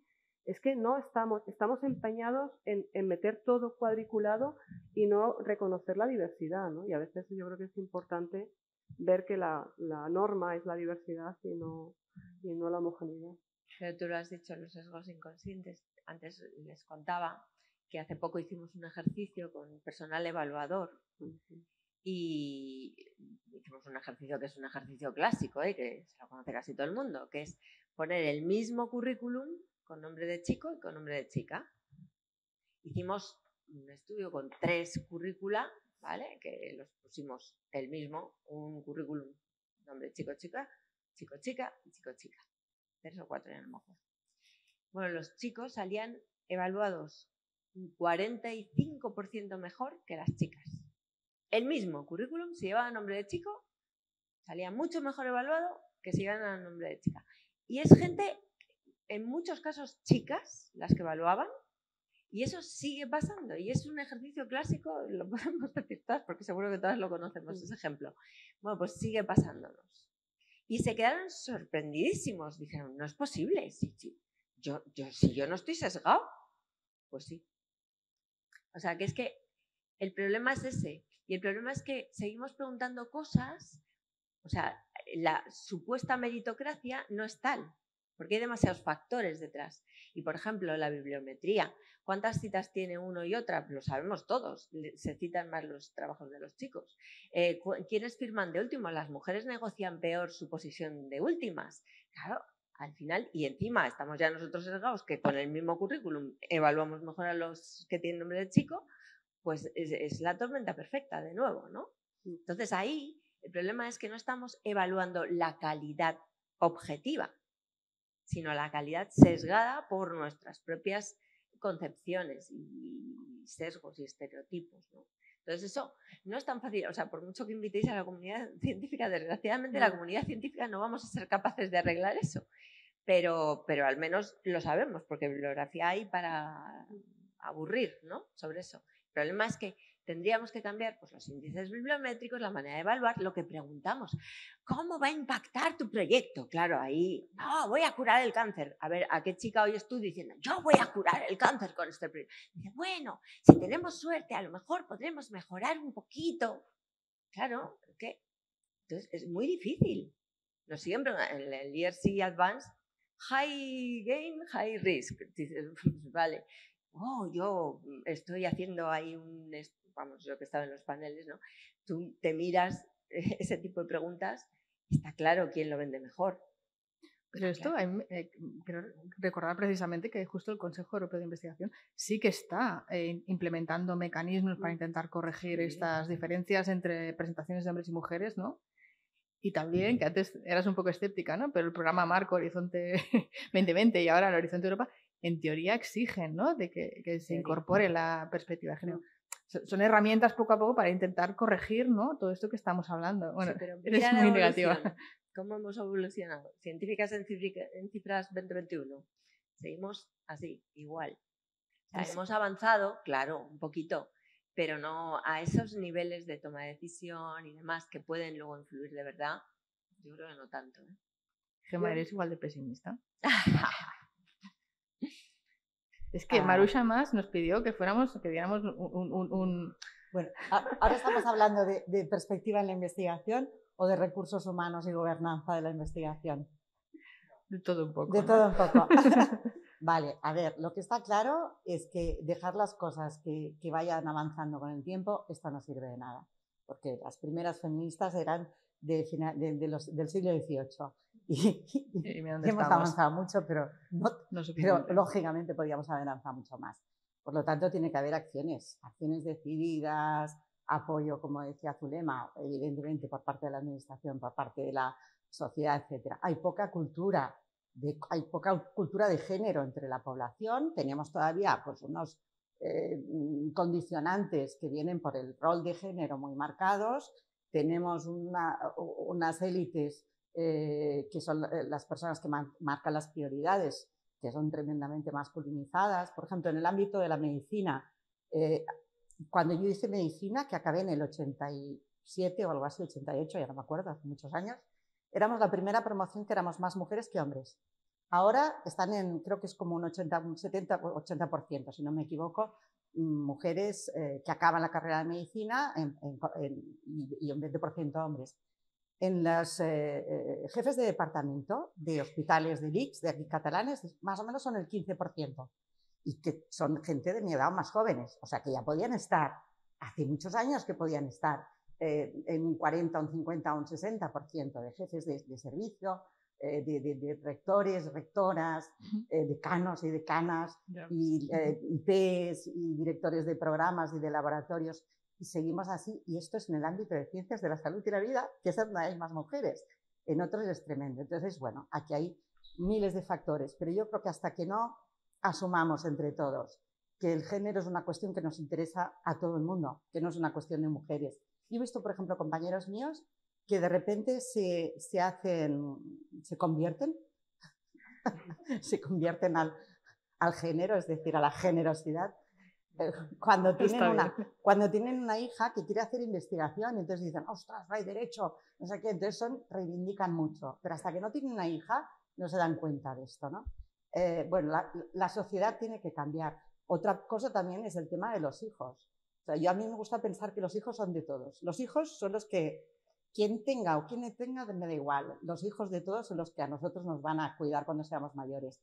Así que hay que garantizar que esos hijos estén bien repartidos, que eso también condiciona mucho la vida de la investigadora durante unos años de su vida, sobre todo. Tampoco es a lo largo de toda su vida mundial, porque la fertilidad tampoco dura tantísimo, pero eso también entre todos lo tenemos que asumir, porque si no, no llegamos a nada.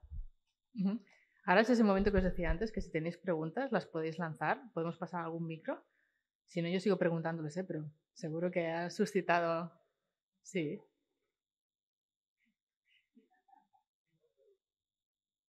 Mira, aquí había dos preguntas en la misma fila.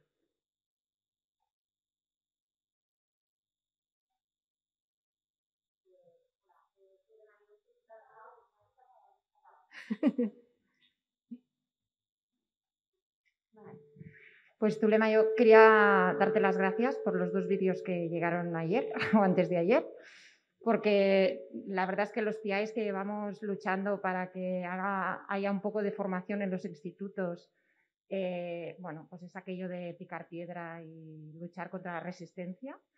Y realmente te das cuenta, cuando te formas un poco en género, que es cambiar las reglas del juego, no solo para las mujeres, sino para hacer una sociedad mucho más justa y hacer una mejor investigación, ¿no? Y cómo aquello sin la formación es imposible. O sea, llevamos ya años haciendo sensibilidad, pero no vamos a avanzar. Necesitas que te formen, claro, como en todo, ¿no? Entonces, yo me preguntaba hasta qué punto, para avanzar más rápido de una vez, no se está planteando desde el Ministerio cosas un poco más drásticas, ¿no? O sea, si tú haces una campaña, tienes que formarte en riesgos, ¿no?, para poder llevar a cabo esa campaña. Si queremos avanzar más rápido en contratación sin sesgos, en todo tipo de diversidad, ya no de género, y incorporación de la perspectiva de género en ciencia, pues sí se está planteando algo un poco más drástico, ¿no? A nivel de investigación. Después estaba pensando en los nuevos investigadores que formamos. O sea, en los programas de máster o en las universidades se está planteando incorporar asignaturas que tengan que ver con esto, porque si no es que nos vamos a estar siempre, ¿no? Y la verdad es que los institutos de investigación pues pueden formar ahora, pero a la larga estaría bien que esto ya estuviera asumido, ¿no? Nada, a ti por haber visto los vídeos y por difundirlos y sobre todo que os sean útiles. A ver, de lo que estamos haciendo en el Ministerio estamos haciendo muchas cosas.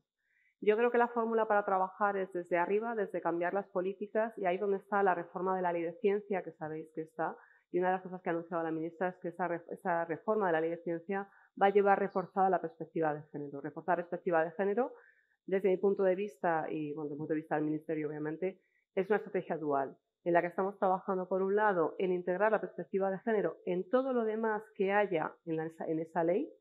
Si hablamos de la estrategia, hablamos del plan, que aparezca como principio, pero que luego vayamos integrándolo en todas las acciones, que sabéis que según esto pasa se nos puede ir diluyendo, y luego además que haya unas políticas concretas dirigidas a esto que ya tenemos, lo que son políticas mejor informadas. Los datos están, no podemos estar, que lo hemos estado hablando antes, años y años recogiendo datos, son el punto de partida y el punto de llegada. Y es la otra pata que yo creo que es muy importante. Lo hacemos, decimos que lo vamos a hacer, sabemos dónde estamos, tenemos esos datos que nos dicen cómo orientar esa ley, cómo orientar los reglamentos, políticas, acciones que haya detrás, y ahí es donde va la otra pata de las dos medidas que te voy a contar ahora. Y lo último, tenemos que atrevernos a medir si lo que hemos hecho lo estamos haciendo, es lo primero, oye, lo estamos haciendo y lo estamos haciendo bien, es decir, hemos formado, sí, yo he dado formación, en mi centro hemos dado 2 cursos, ¿cuántos han ido? Bueno, 2 cursos de 2 horas y fueron 4. Hombre, pues no.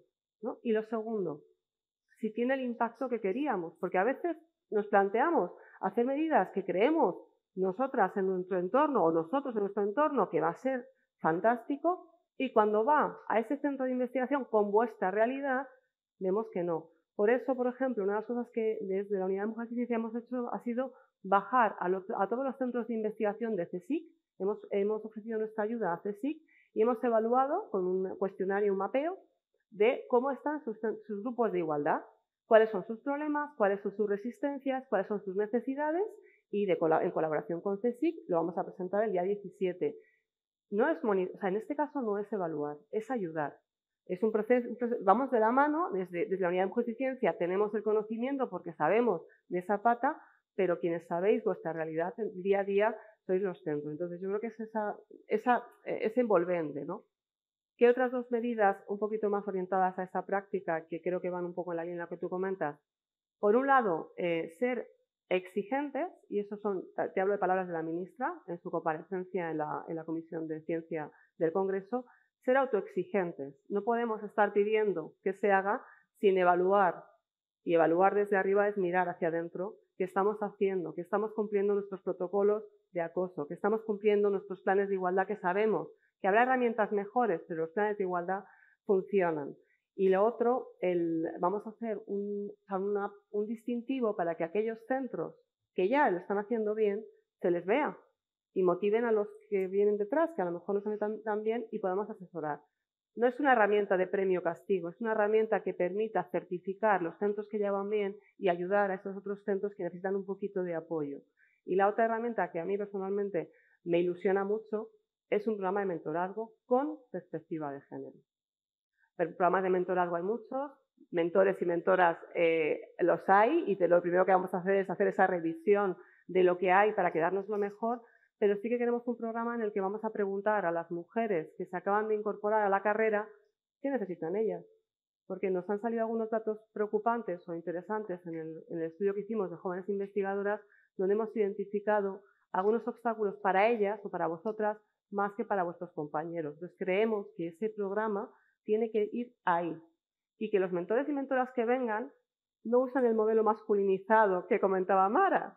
Es decir, oye, pues yo ya soy mentor, yo te voy a enseñar con lo mal que lo he pasado y pues yo no, sino que le demos un poco otro enfoque donde sensibilicemos, y es un gana-gana, ¿no? Sensibilizamos a los que están ya IPs, les formamos, les capacitamos y a su vez, bueno, pues va todo en cascada.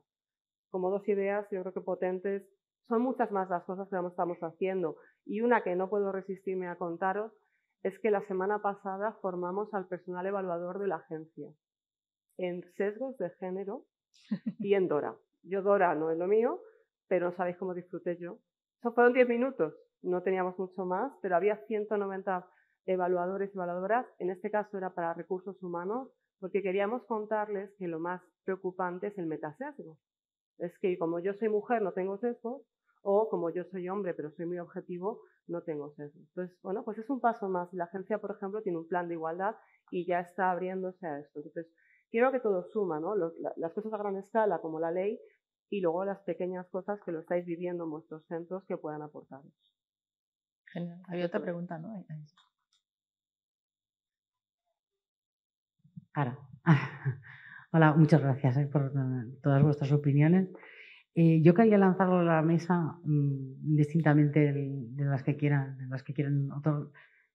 facilitarme su opinión, pero únicamente por curiosidad, primero porque me venía a la cabeza del mundo científico y demás, que estoy en él, si realmente en varias experiencias, como habéis comentado, resulta que al final llegamos a la conclusión de que tanto hombres como mujeres, ¿no?, incorporamos un sesgo.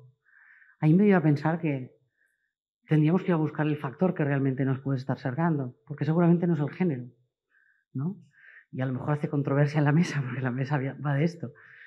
Pero me da a pensar en el hecho de que seguramente a lo mejor tendríamos que plantearnos que igual no es el género, igual es una causa religiosa o una causa territorial que va unida al territorio, la que realmente está provocando sesgos. Porque después la consecuencia es el género, ¿no? Y entonces, no como una causa, sino como una consecuencia, ¿no? Y a raíz de eso a mí me viene a la cabeza el pensar, y yo lo lanzo como pregunta porque no lo sé, lo ignoro, ¿cuál es el impacto o si realmente se están haciendo iguales las mismas políticas en lo que es el mundo asiático? Porque conocemos muy bien el europeo y el americano, que es, ¿no?, el anglosajón, que es donde la ciencia per se está moviendo continuamente, pero irrumpe de una manera brutal en el mundo asiático, y yo creo que el mundo asiático sí que tiene otra perspectiva muy diferente, que a lo mejor nos puede estar, ¿no?, cuestionando, no sé si la de género o la de religiosa o la que sea, pero lo pongo encima de la mesa no para conocer vuestra opinión, porque realmente desconozco si países asiáticos, ya no diría la gran China, pero Corea y otros que tienen más experiencia durante más años en investigación, ¿sabéis algo de qué pasa ahí y cómo nos puede influenciar en eso?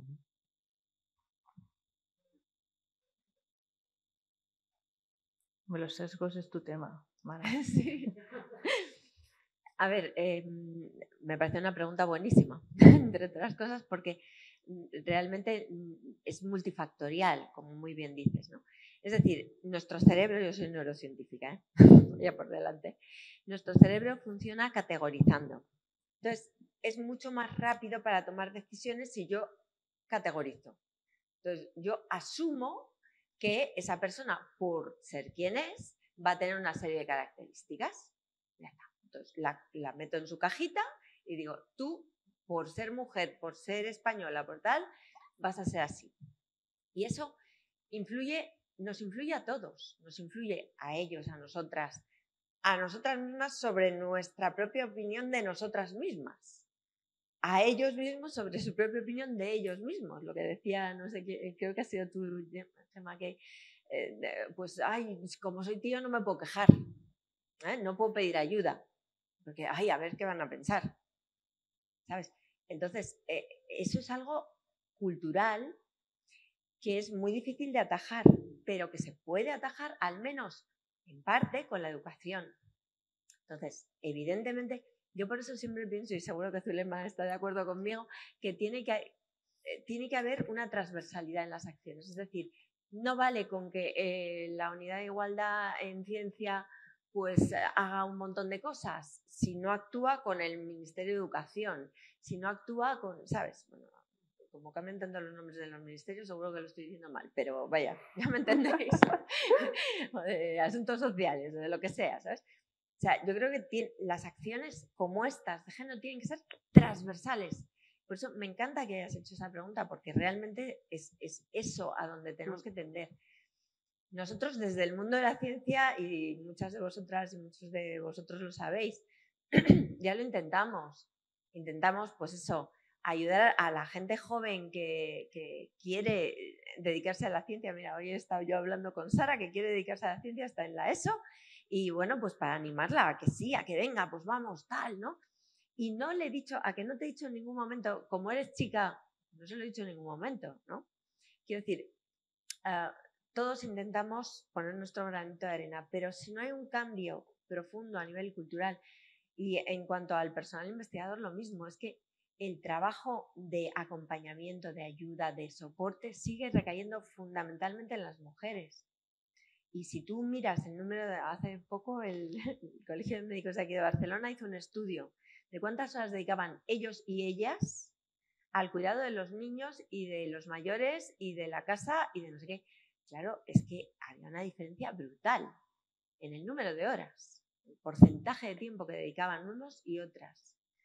Entonces, todo eso requiere, como muy bien decíamos también antes, ya no me acuerdo bien, requiere acciones directas.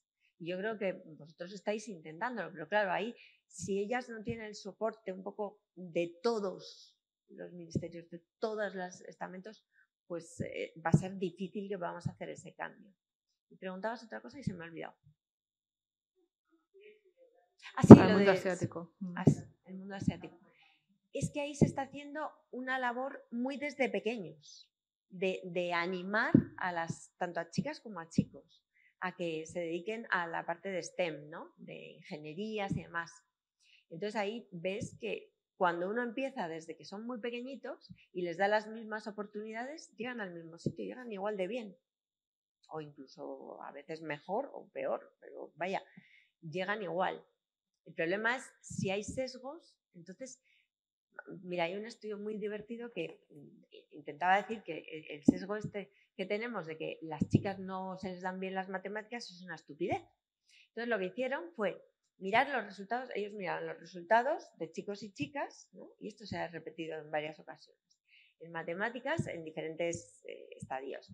Y se daban cuenta que había un momento en el que, por alguna razón, las chicas empezaban a fallar más en matemáticas. Bueno, pues hicieron un experimento, que es este del sesgo implícito, ¿no? En el que se hacía un comentario estereotipado, ¿no? Ay, bueno, claro, las chicas en esta prueba lo hacen un poquito peor siempre. Cuando tú le decías eso a alguien, esa persona lo hacía mal, lo hacía peor. Si se lo decías a los chicos, también lo hacían peor. Entonces, al final, cuando terminaron de hacer, fueron varios estudios, ¿no? Y querían entender también si era esa la causa de que las chicas no se dedicaran a ingenierías, matemáticas y tal, se dedicaran mucho menos. Entonces se dieron cuenta de que en realidad los chicos no es que lo hicieran mejor, es que tenían más confianza en sí mismos de que lo hacían mejor. Y como estaban más confianza en sí mismos, pues... Y curiosamente eso, cuando yo hago entrevistas a la gente que viene a mi laboratorio, es muy gracioso porque ellas te preguntan siempre, bueno, pero entonces el trabajo en qué consiste y qué tendré que hacer, a ver si lo sé hacer o no y tal. Y ellos te dicen, bueno, sí, muy bien, pues sí, sí, por supuesto, no hay ningún problema, sí. Igual a lo mejor no lo saben hacer, ¿sabes? Pero te vienen, sí, ningún problema.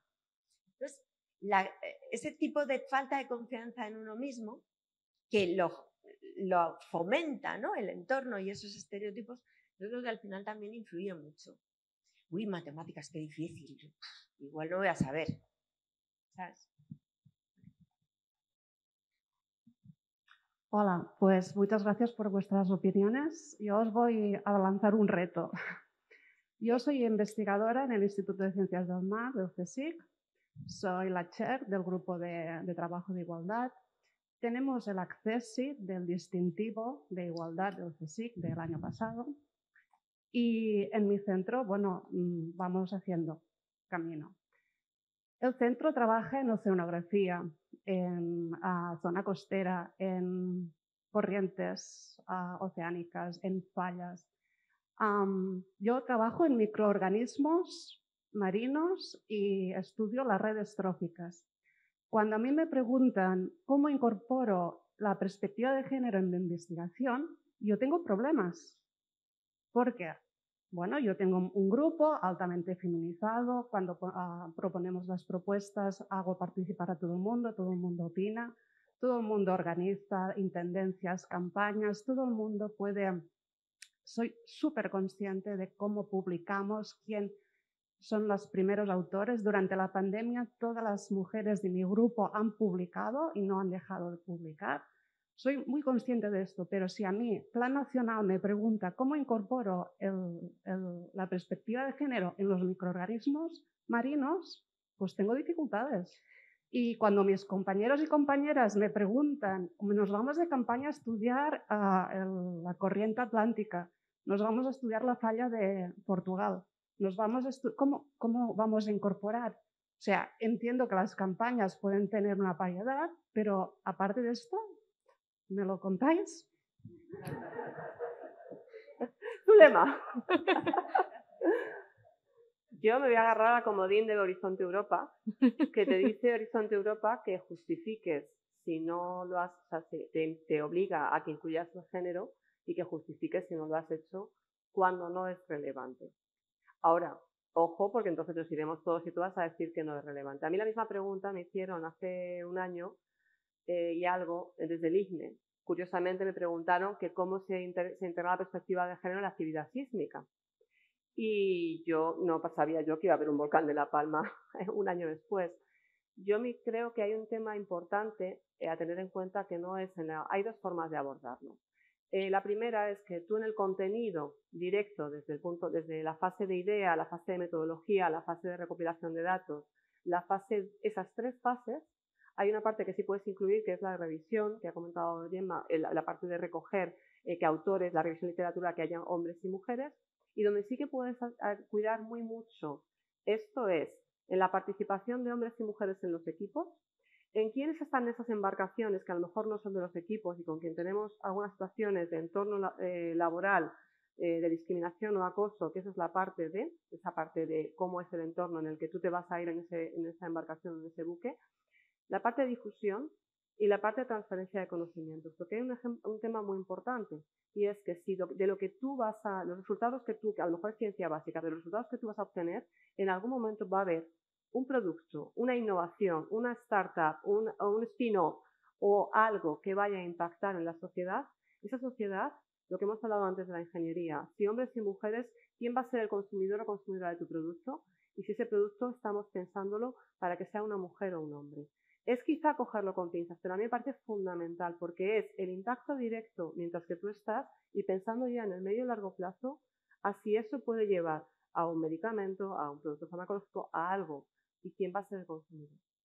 Y la otra parte, un ejemplo que me daban ayer, viernes, sí, una compañera del Instituto Español de Oceanografía, en la formación que yo hago de curso avanzado, coordino del Ministerio de Curso Avanzado de Igualdad, yo le pedía un plan de acción en un problema que ella tuviera. O sea, lo que yo pido es, has aprendido un montón de igualdad, ahora ponlo en práctica en una dificultad, un problema que tengas con perspectiva de género en tu departamento. Y me habló de los procedimientos en las embarcaciones. A mí me interesó muchísimo, que yo no tenía ni idea. Me comentó que todo el protocolo de embarcación está hecho por hombres y para hombres y que ella iba a integrar la perspectiva de género. Me puso varios ejemplos. Para mí eso es integrar la perspectiva de género en investigación. Y estoy deseando leerlo porque me parece algo, pues un poco lo que yo te decía, ¿no? ¿Con quién vas a estar en esa embarcación? Porque son todos los problemas específicos, ¿no? de los buques, cuando vais a largas estancias fuera, que yo tengo identificado, ¿no? Que no te valdría para rellenar Horizonte Europa, pero bueno, las otras dos pistas que te da yo creo que sí podrían. No sé si he aprobado o no. Ahí. Acoso sexual. Luego hay una cosa que ha dicho antes Gemma, que como periodista me parece súper importante, ¿no? Que es la comunicación, cómo se hace la comunicación de esa ciencia. Sí. A mí me pasa como periodista que en muchísimos ámbitos me cuesta la vida encontrar una mujer. Y con el Volcán al principio, los primeros días que cubrías la noticia, no había mujeres y pensaba, no puede ser que no haya vulcanólogas. Y es muy difícil. Entonces, por ejemplo, a veces que también voy al ICM, la mayoría de los PIs o de las personas que hablan con prensa son hombres. Entonces, por ejemplo, una manera también es visibilizar que también hay investigadoras potentes que están llevando a cabo esa investigación. Yo me gustaría comentar una cosa de esto, pero también cuando comentaba sobre microorganismos y como norma general, en principio se entiende o se sobreentiende que cuando trabajas con microorganismos que conviven muy de cerca con seres humanos y que los seres humanos podemos haber influido en su ecosistema o ellos mismos pueden, por ejemplo, con la microbiota, ellos pueden influir en el ser humano. En esos casos, que evidentemente serán un mínimo de todos aquellos casos que estudiéis en ciencias del mar, pero puede ser que haya microorganismos cuyo ecosistema se ve modificado por las diferentes prácticas que hay entre, yo que sé, los pescadores, que deben ser seguramente en su mayoría hombres, etcétera, ¿no? O otro tipo de conductas. En fin, en general se dice que los microorganismos que tienen más convivencia con el ser humano es bueno plantearte si hay una perspectiva de género que te estás pasando desapercibida y no la has contemplado, y en aquellos que no conviven tan estrechamente, pues no es tan necesario, lógicamente, ¿no? O sea, al final también es de cajón, ¿eh? Pero bueno, es ponérselo aquí en el chip. Y en cuanto a lo que decía Cristina de la comunicación, nosotros desde la Pompeu, en mi centro, hicimos en el año 2000, hace 21 años, hicimos un estudio sobre la comunicación de la salud en la prensa española y analizábamos cuáles eran las fuentes de información más mencionadas con la perspectiva de género. Y si no recuerdo mal, solamente un 17% de las fuentes citadas, que en su mayoría eran pues, profesional médico y profesional investigador, solo el 15 o el 17% eran mujeres, el 85% eran hombres. Entonces, ese mismo estudio lo repetimos en el 2016, 14 años después, muchísimos años después, pensando, venga, vamos a ver si hemos mejorado, porque claro, ya los periodistas ahora y las investigadoras y esto va a cambiar mucho. Bueno, había mejorado un poquito, creo que estábamos en un 30%, está bien, pero claro, si tenemos en cuenta que la inmensa mayoría de gente que trabaja en el mundo sanitario, tanto en investigación como en clínica, son mujeres, pues los números son fatales. Y esto siempre lo hemos hablado, ¿no? En los debates de comunicación científica. A mí no me cabe en la cabeza que todavía haya muchas mujeres científicas que no quieran o que digan, no, mira, mejor mi jefe. Entiendo que el jefe diga, no, yo quiero salir yo, y aunque tú eres la que ha hecho el trabajo de investigación, yo quiero salir, pero que todavía haya mujeres así, pues sí, pues es lo que hay, ¿no? Y que para poder incluir más fuentes de información, mujeres, tenéis que hacer un trabajo extra. Los periodistas tenéis que dedicar unas horas más a poder buscar para un poco dar voces a toda la gente que está haciendo realmente la ciencia. Pero sí que es verdad que cuando llamas a una investigadora, si no es su ámbito preciso de investigación, no te quiere hacer la declaración. En cambio... Síndrome del impostor. Total. Y en cambio si llamas a un hombre te dice, bueno, no es bien lo mío, pero te lo contesto. Es como, vale. ¿Había una mano por aquí? Sí. Sí, yo tengo una pregunta en relación a una cosa que habéis medio comentado, que es las dificultades intrínsecas que se encuentran las mujeres en el momento de acceder a posiciones de poder, a ser catedráticas, doctoradas, etc. A mí me da la sensación, sin ser yo socióloga, que esto se debe a que el hecho de que las mujeres existan dentro de una sociedad patriarcal, en el momento en que, por ejemplo, una pareja se queda embarazada, y los dos tienen hipotéticamente la misma formación, las mismas oportunidades, tiende a ser ella quien se reduce las horas y tiende a ser él a quien se anima a perseguir pues, esta posición pues, más allá de su carrera científica.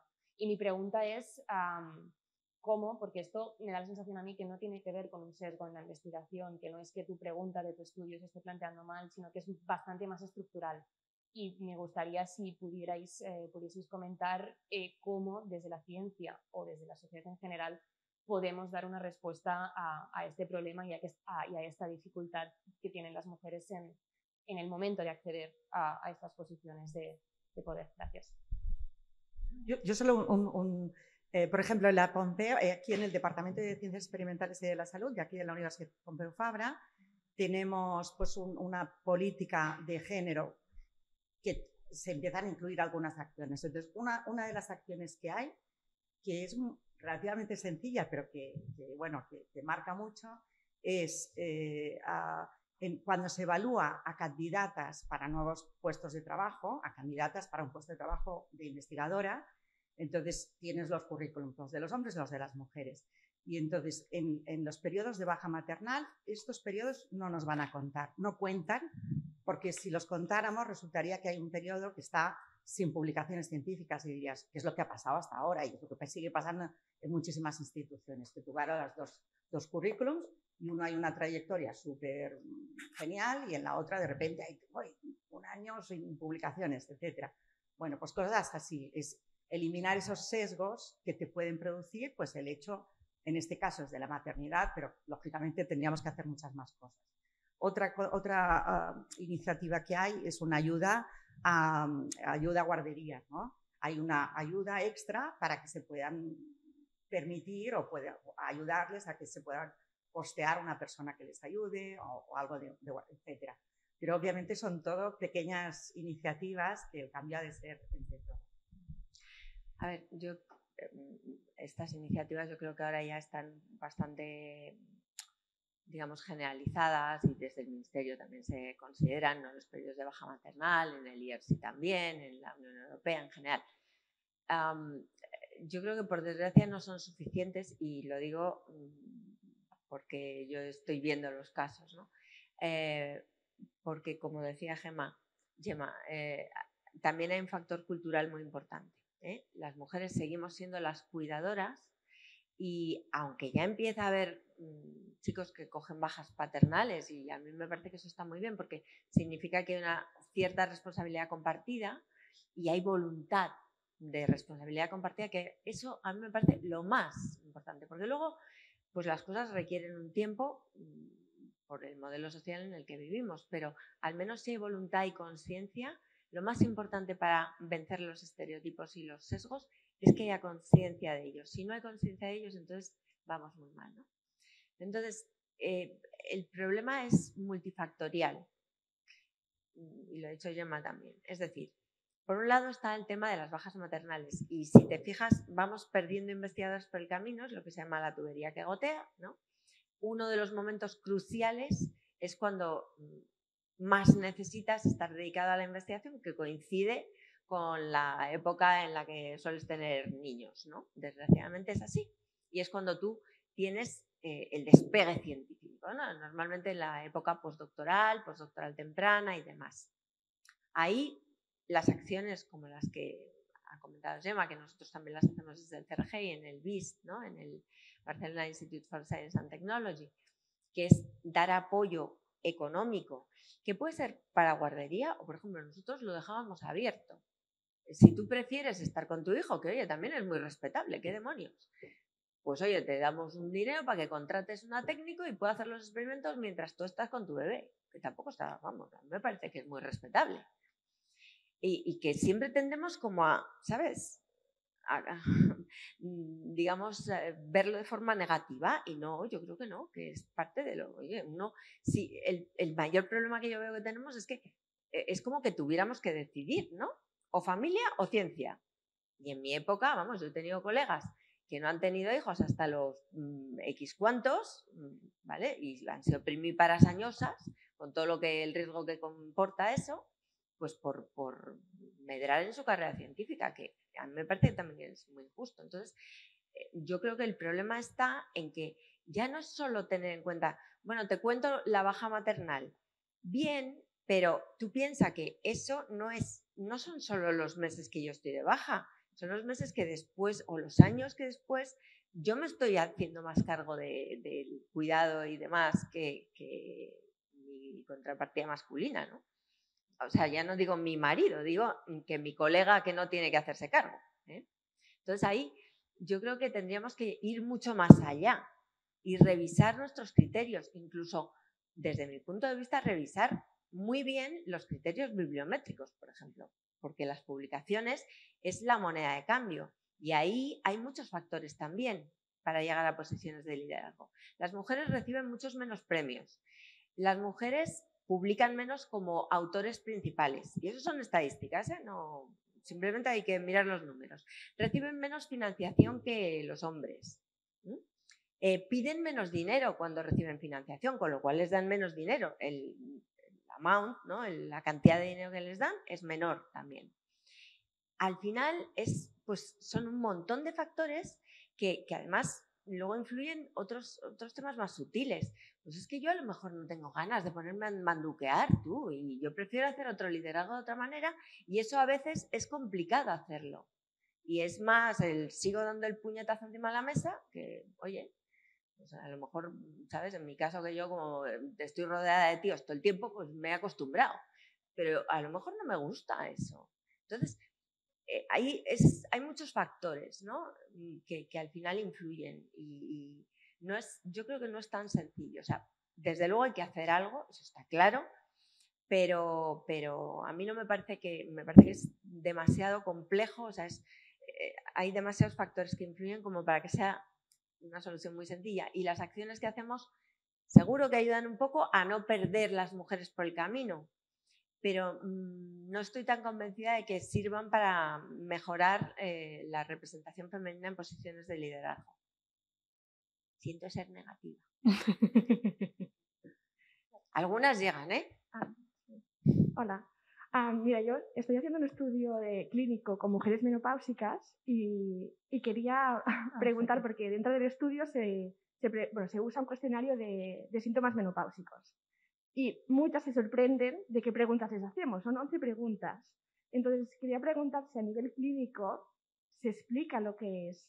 Y, o sea, que, por ejemplo, hay dentro de las preguntas, pues, irritabilidad, cambios de ánimo, depresión, y creo que se pasa más o sea, que si simplemente te entiendes en qué proceso estás de la vida y qué cambios vas a tener, no sé, creo que es un tema que las mujeres tampoco simplemente se encuentran allí y no les explican que van no sé, si se tiene en cuenta o no en el ámbito clínico a la vez o sea, cuando se diagnostica o cuando, no sé, se explica.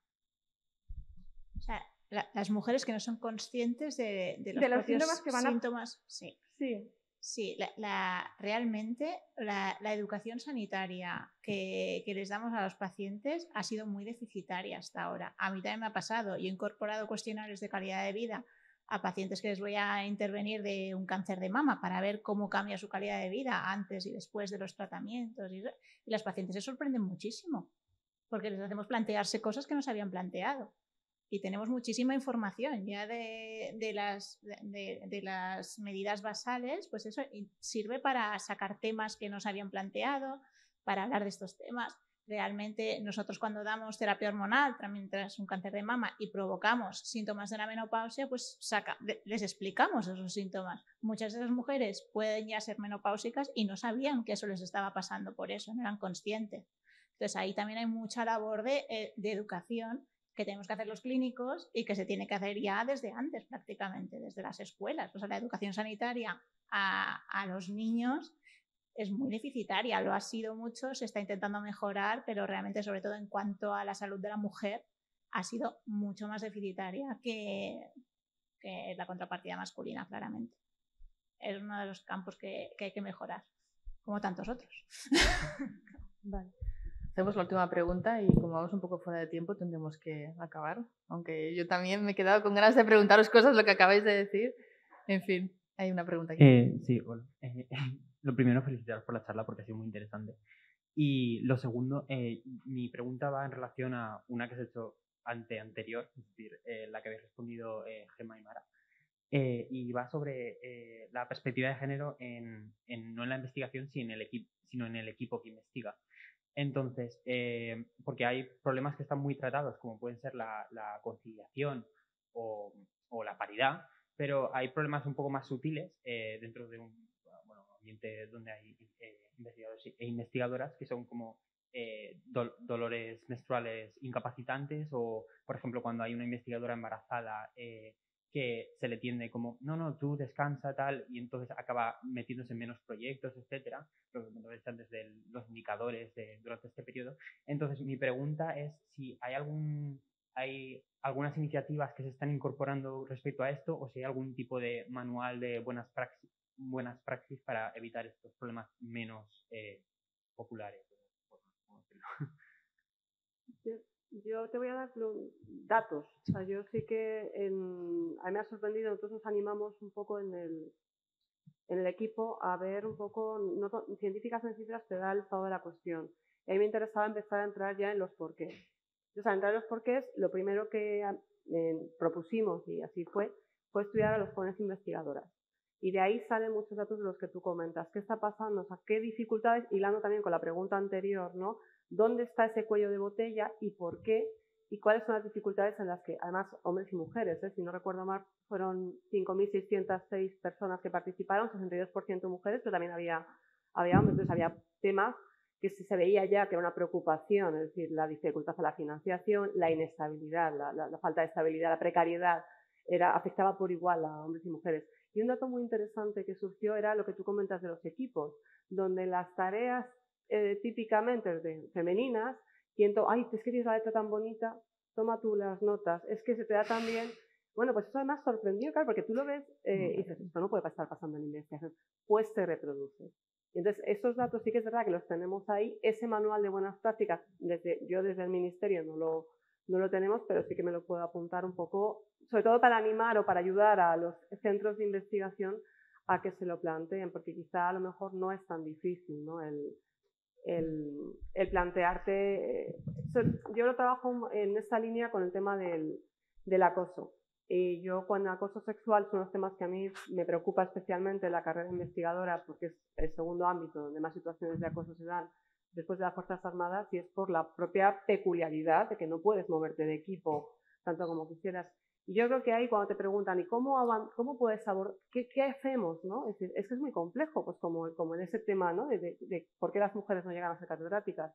Pero sí que creo que ahí se puede pedir más responsabilidad a quienes lideran los equipos. Porque si tú de manera proactiva preguntas, identificas ambientes no sexistas, lo mismo en la línea que dices tú, si yo de manera proactiva tengo mi manual y yo sé que A, B, C, que estoy pendiente, pues a lo mejor con algo tan sencillo, sensibilizando y formando mucho a quien lidera ese equipo, pues puedes abordar de base y de raíz que no pasen esas cosas, que es lo que yo llamo prevención y detección temprana, tanto en este caso de acoso como quizá lo que tú estás comentando. Bueno, protocolos, ¿no? Protocolos, ¿no? Alguna vez tú y yo lo hemos hablado, ¿no? Decir, vale, cuando hay una situación de este tipo, ¿no? Es que me conozco tan bien los protocolos y los llevo estudiando tanto tiempo. Bueno, yo antes estaba en función pública, llevaba el protocolo de toda la administración. Y otra vez una reflexión que hacíamos con la persona responsable del protocolo del Consejo General del Poder Judicial, me decía, porque la pedí yo, que nos diera la formación a mi ministerio, a todo el personal de investigación que participáis y al personal de servicios centrales. Y decía que ella llega a la conclusión de que el protocolo desalienta más que ayuda. Sí. Y a mí me dejó, y hay un porqué detrás, y es porque la fórmula, el formato que tenemos del protocolo actual en toda la administración general del Estado está teniendo muchas dificultades para que las víctimas o para que las personas que están siendo acosadas se atrevan a denunciar. Porque el objetivo de esa persona no es denunciar, el objetivo es que la dejen en paz. Y alrededor hay que hacer mucha labor de sensibilización y de concienciación y de prevención para que eso no llegue a darse. Porque el estigma que tú tienes, si tú abres la boca en lo que te está pasando en una situación de acoso, desgraciadamente, sea en investigación o sea en cualquier ámbito, el precio que tú tienes que pagar va a ser mucho mayor para ti que para la persona, porque por definición la persona está en un puesto de superioridad respecto de ti. Entonces, te dificulta mucho. Entonces, el protocolo, si se aplicara como a mí me gustaría verlo, pues, con sus medidas cautelares y demás, pero no hay herramientas por ahora, te hablo desde el 2011, que está ya funcionando, que yo haya visto. Entonces, ahora para mí es avanzar en un protocolo mejor, donde yo metería que el personal con equipo a cargo, pues oye, haga los deberes en prevención, en detección temprana, y luego, pues la otra parte que es, una vez que se suceden casos, hay un abordaje mucho más integral. Que ahí volvemos a lo mismo, donde todos y todas sumemos Y allí no es, bueno, como le pasa pasado a ella o a él, pues ya yo me quito y que no se me vea. Y eso es lo que a veces se encuentra. Pero decimos la realidad de un sitio, de arriba a abajo. Gemma y Mara, y acabamos. Sí, es que ahora que estamos en acoso, os aconsejo un libro que acaba de salir, que se llama Acoso, de Ángela Bernardo, y habla del acoso en el mundo de la ciencia. Impresionante, ¿eh? Además muy, muy bien documentado, de editorial Nextdoor, bueno, buenísimo. Cosas que se pueden hacer, bueno, para que se pueda, o cosas que estamos haciendo, que evidentemente todo es la suma de las microacciones. Por ejemplo, nosotros en nuestro departamento se han hecho cursos de liderazgo para investigadoras. ¿Por qué? Pues porque a las mujeres no nos incentivan que seamos líderes, así como a los niños ya desde pequeños, venga, que sea el primero, que sea no sé qué, que discuta, etcétera. A las niñas en general lo que se quiere es que sean calladitas, que sean discretas, que estos sean más monas, ¿no? Y entonces nos falta muchas veces pues esa formación en técnicas de liderazgo y cosas por el estilo. Y otro detalle más, hablando de lo de la letra bonita, en el departamento también de la Pompeu, Departamento de Tecnologías de la Información y la Comunicación, gente que está delante de un ordenador todo el día, pues ¿qué han observado? Que cuando hay un ordenador y hay un estudiante y una estudiante, ¿quién va a ponerse delante de la pantalla? ¿Quién toca el teclado? Es él, pero porque los dos lo deciden. Entonces ya de manera proactiva los profesores, porque ha sido la iniciativa de una profesora que ha dicho no, aquí tenemos que vigilar, esto no se puede reproducir, porque estamos formando ingenieros y ingenieras y no pueden estar dejándole el teclado al compañero.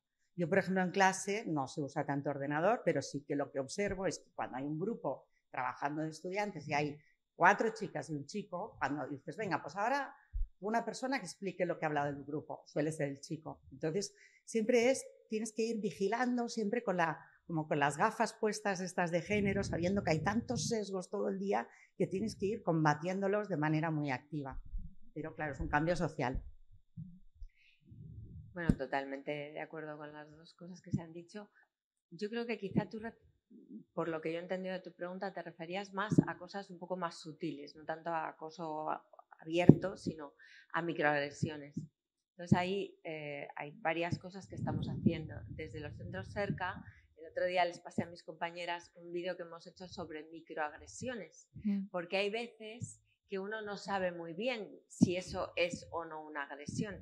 Y como tú dices, ¿no? Ay, tranquila, tú no hagas esto porque, claro, ahora no puedes. Cosas como esa a veces son más sutiles, pero generan ese ambiente, ¿no? De discriminación, vamos a decir. Entonces, tenemos el vídeo, hay un curso en los centros cerca también que tú puedes hacer para detectar y saber cuándo es una agresión o no, y no es un acoso sexual, es una agresión, una microagresión. Y luego nosotros hay otra cosa que estamos haciendo para ayudar un poco a evitar que, por ejemplo, durante la baja maternal se pierda un poco la posición de liderazgo o la capacidad de participar en proyectos. Entonces, lo que hacemos es, hacemos un cuestionario en el que la chica que está embarazada, bueno, pues cuando ella lo comunica, nosotros le damos una documentación y hacemos una entrevista con ella, ¿vale?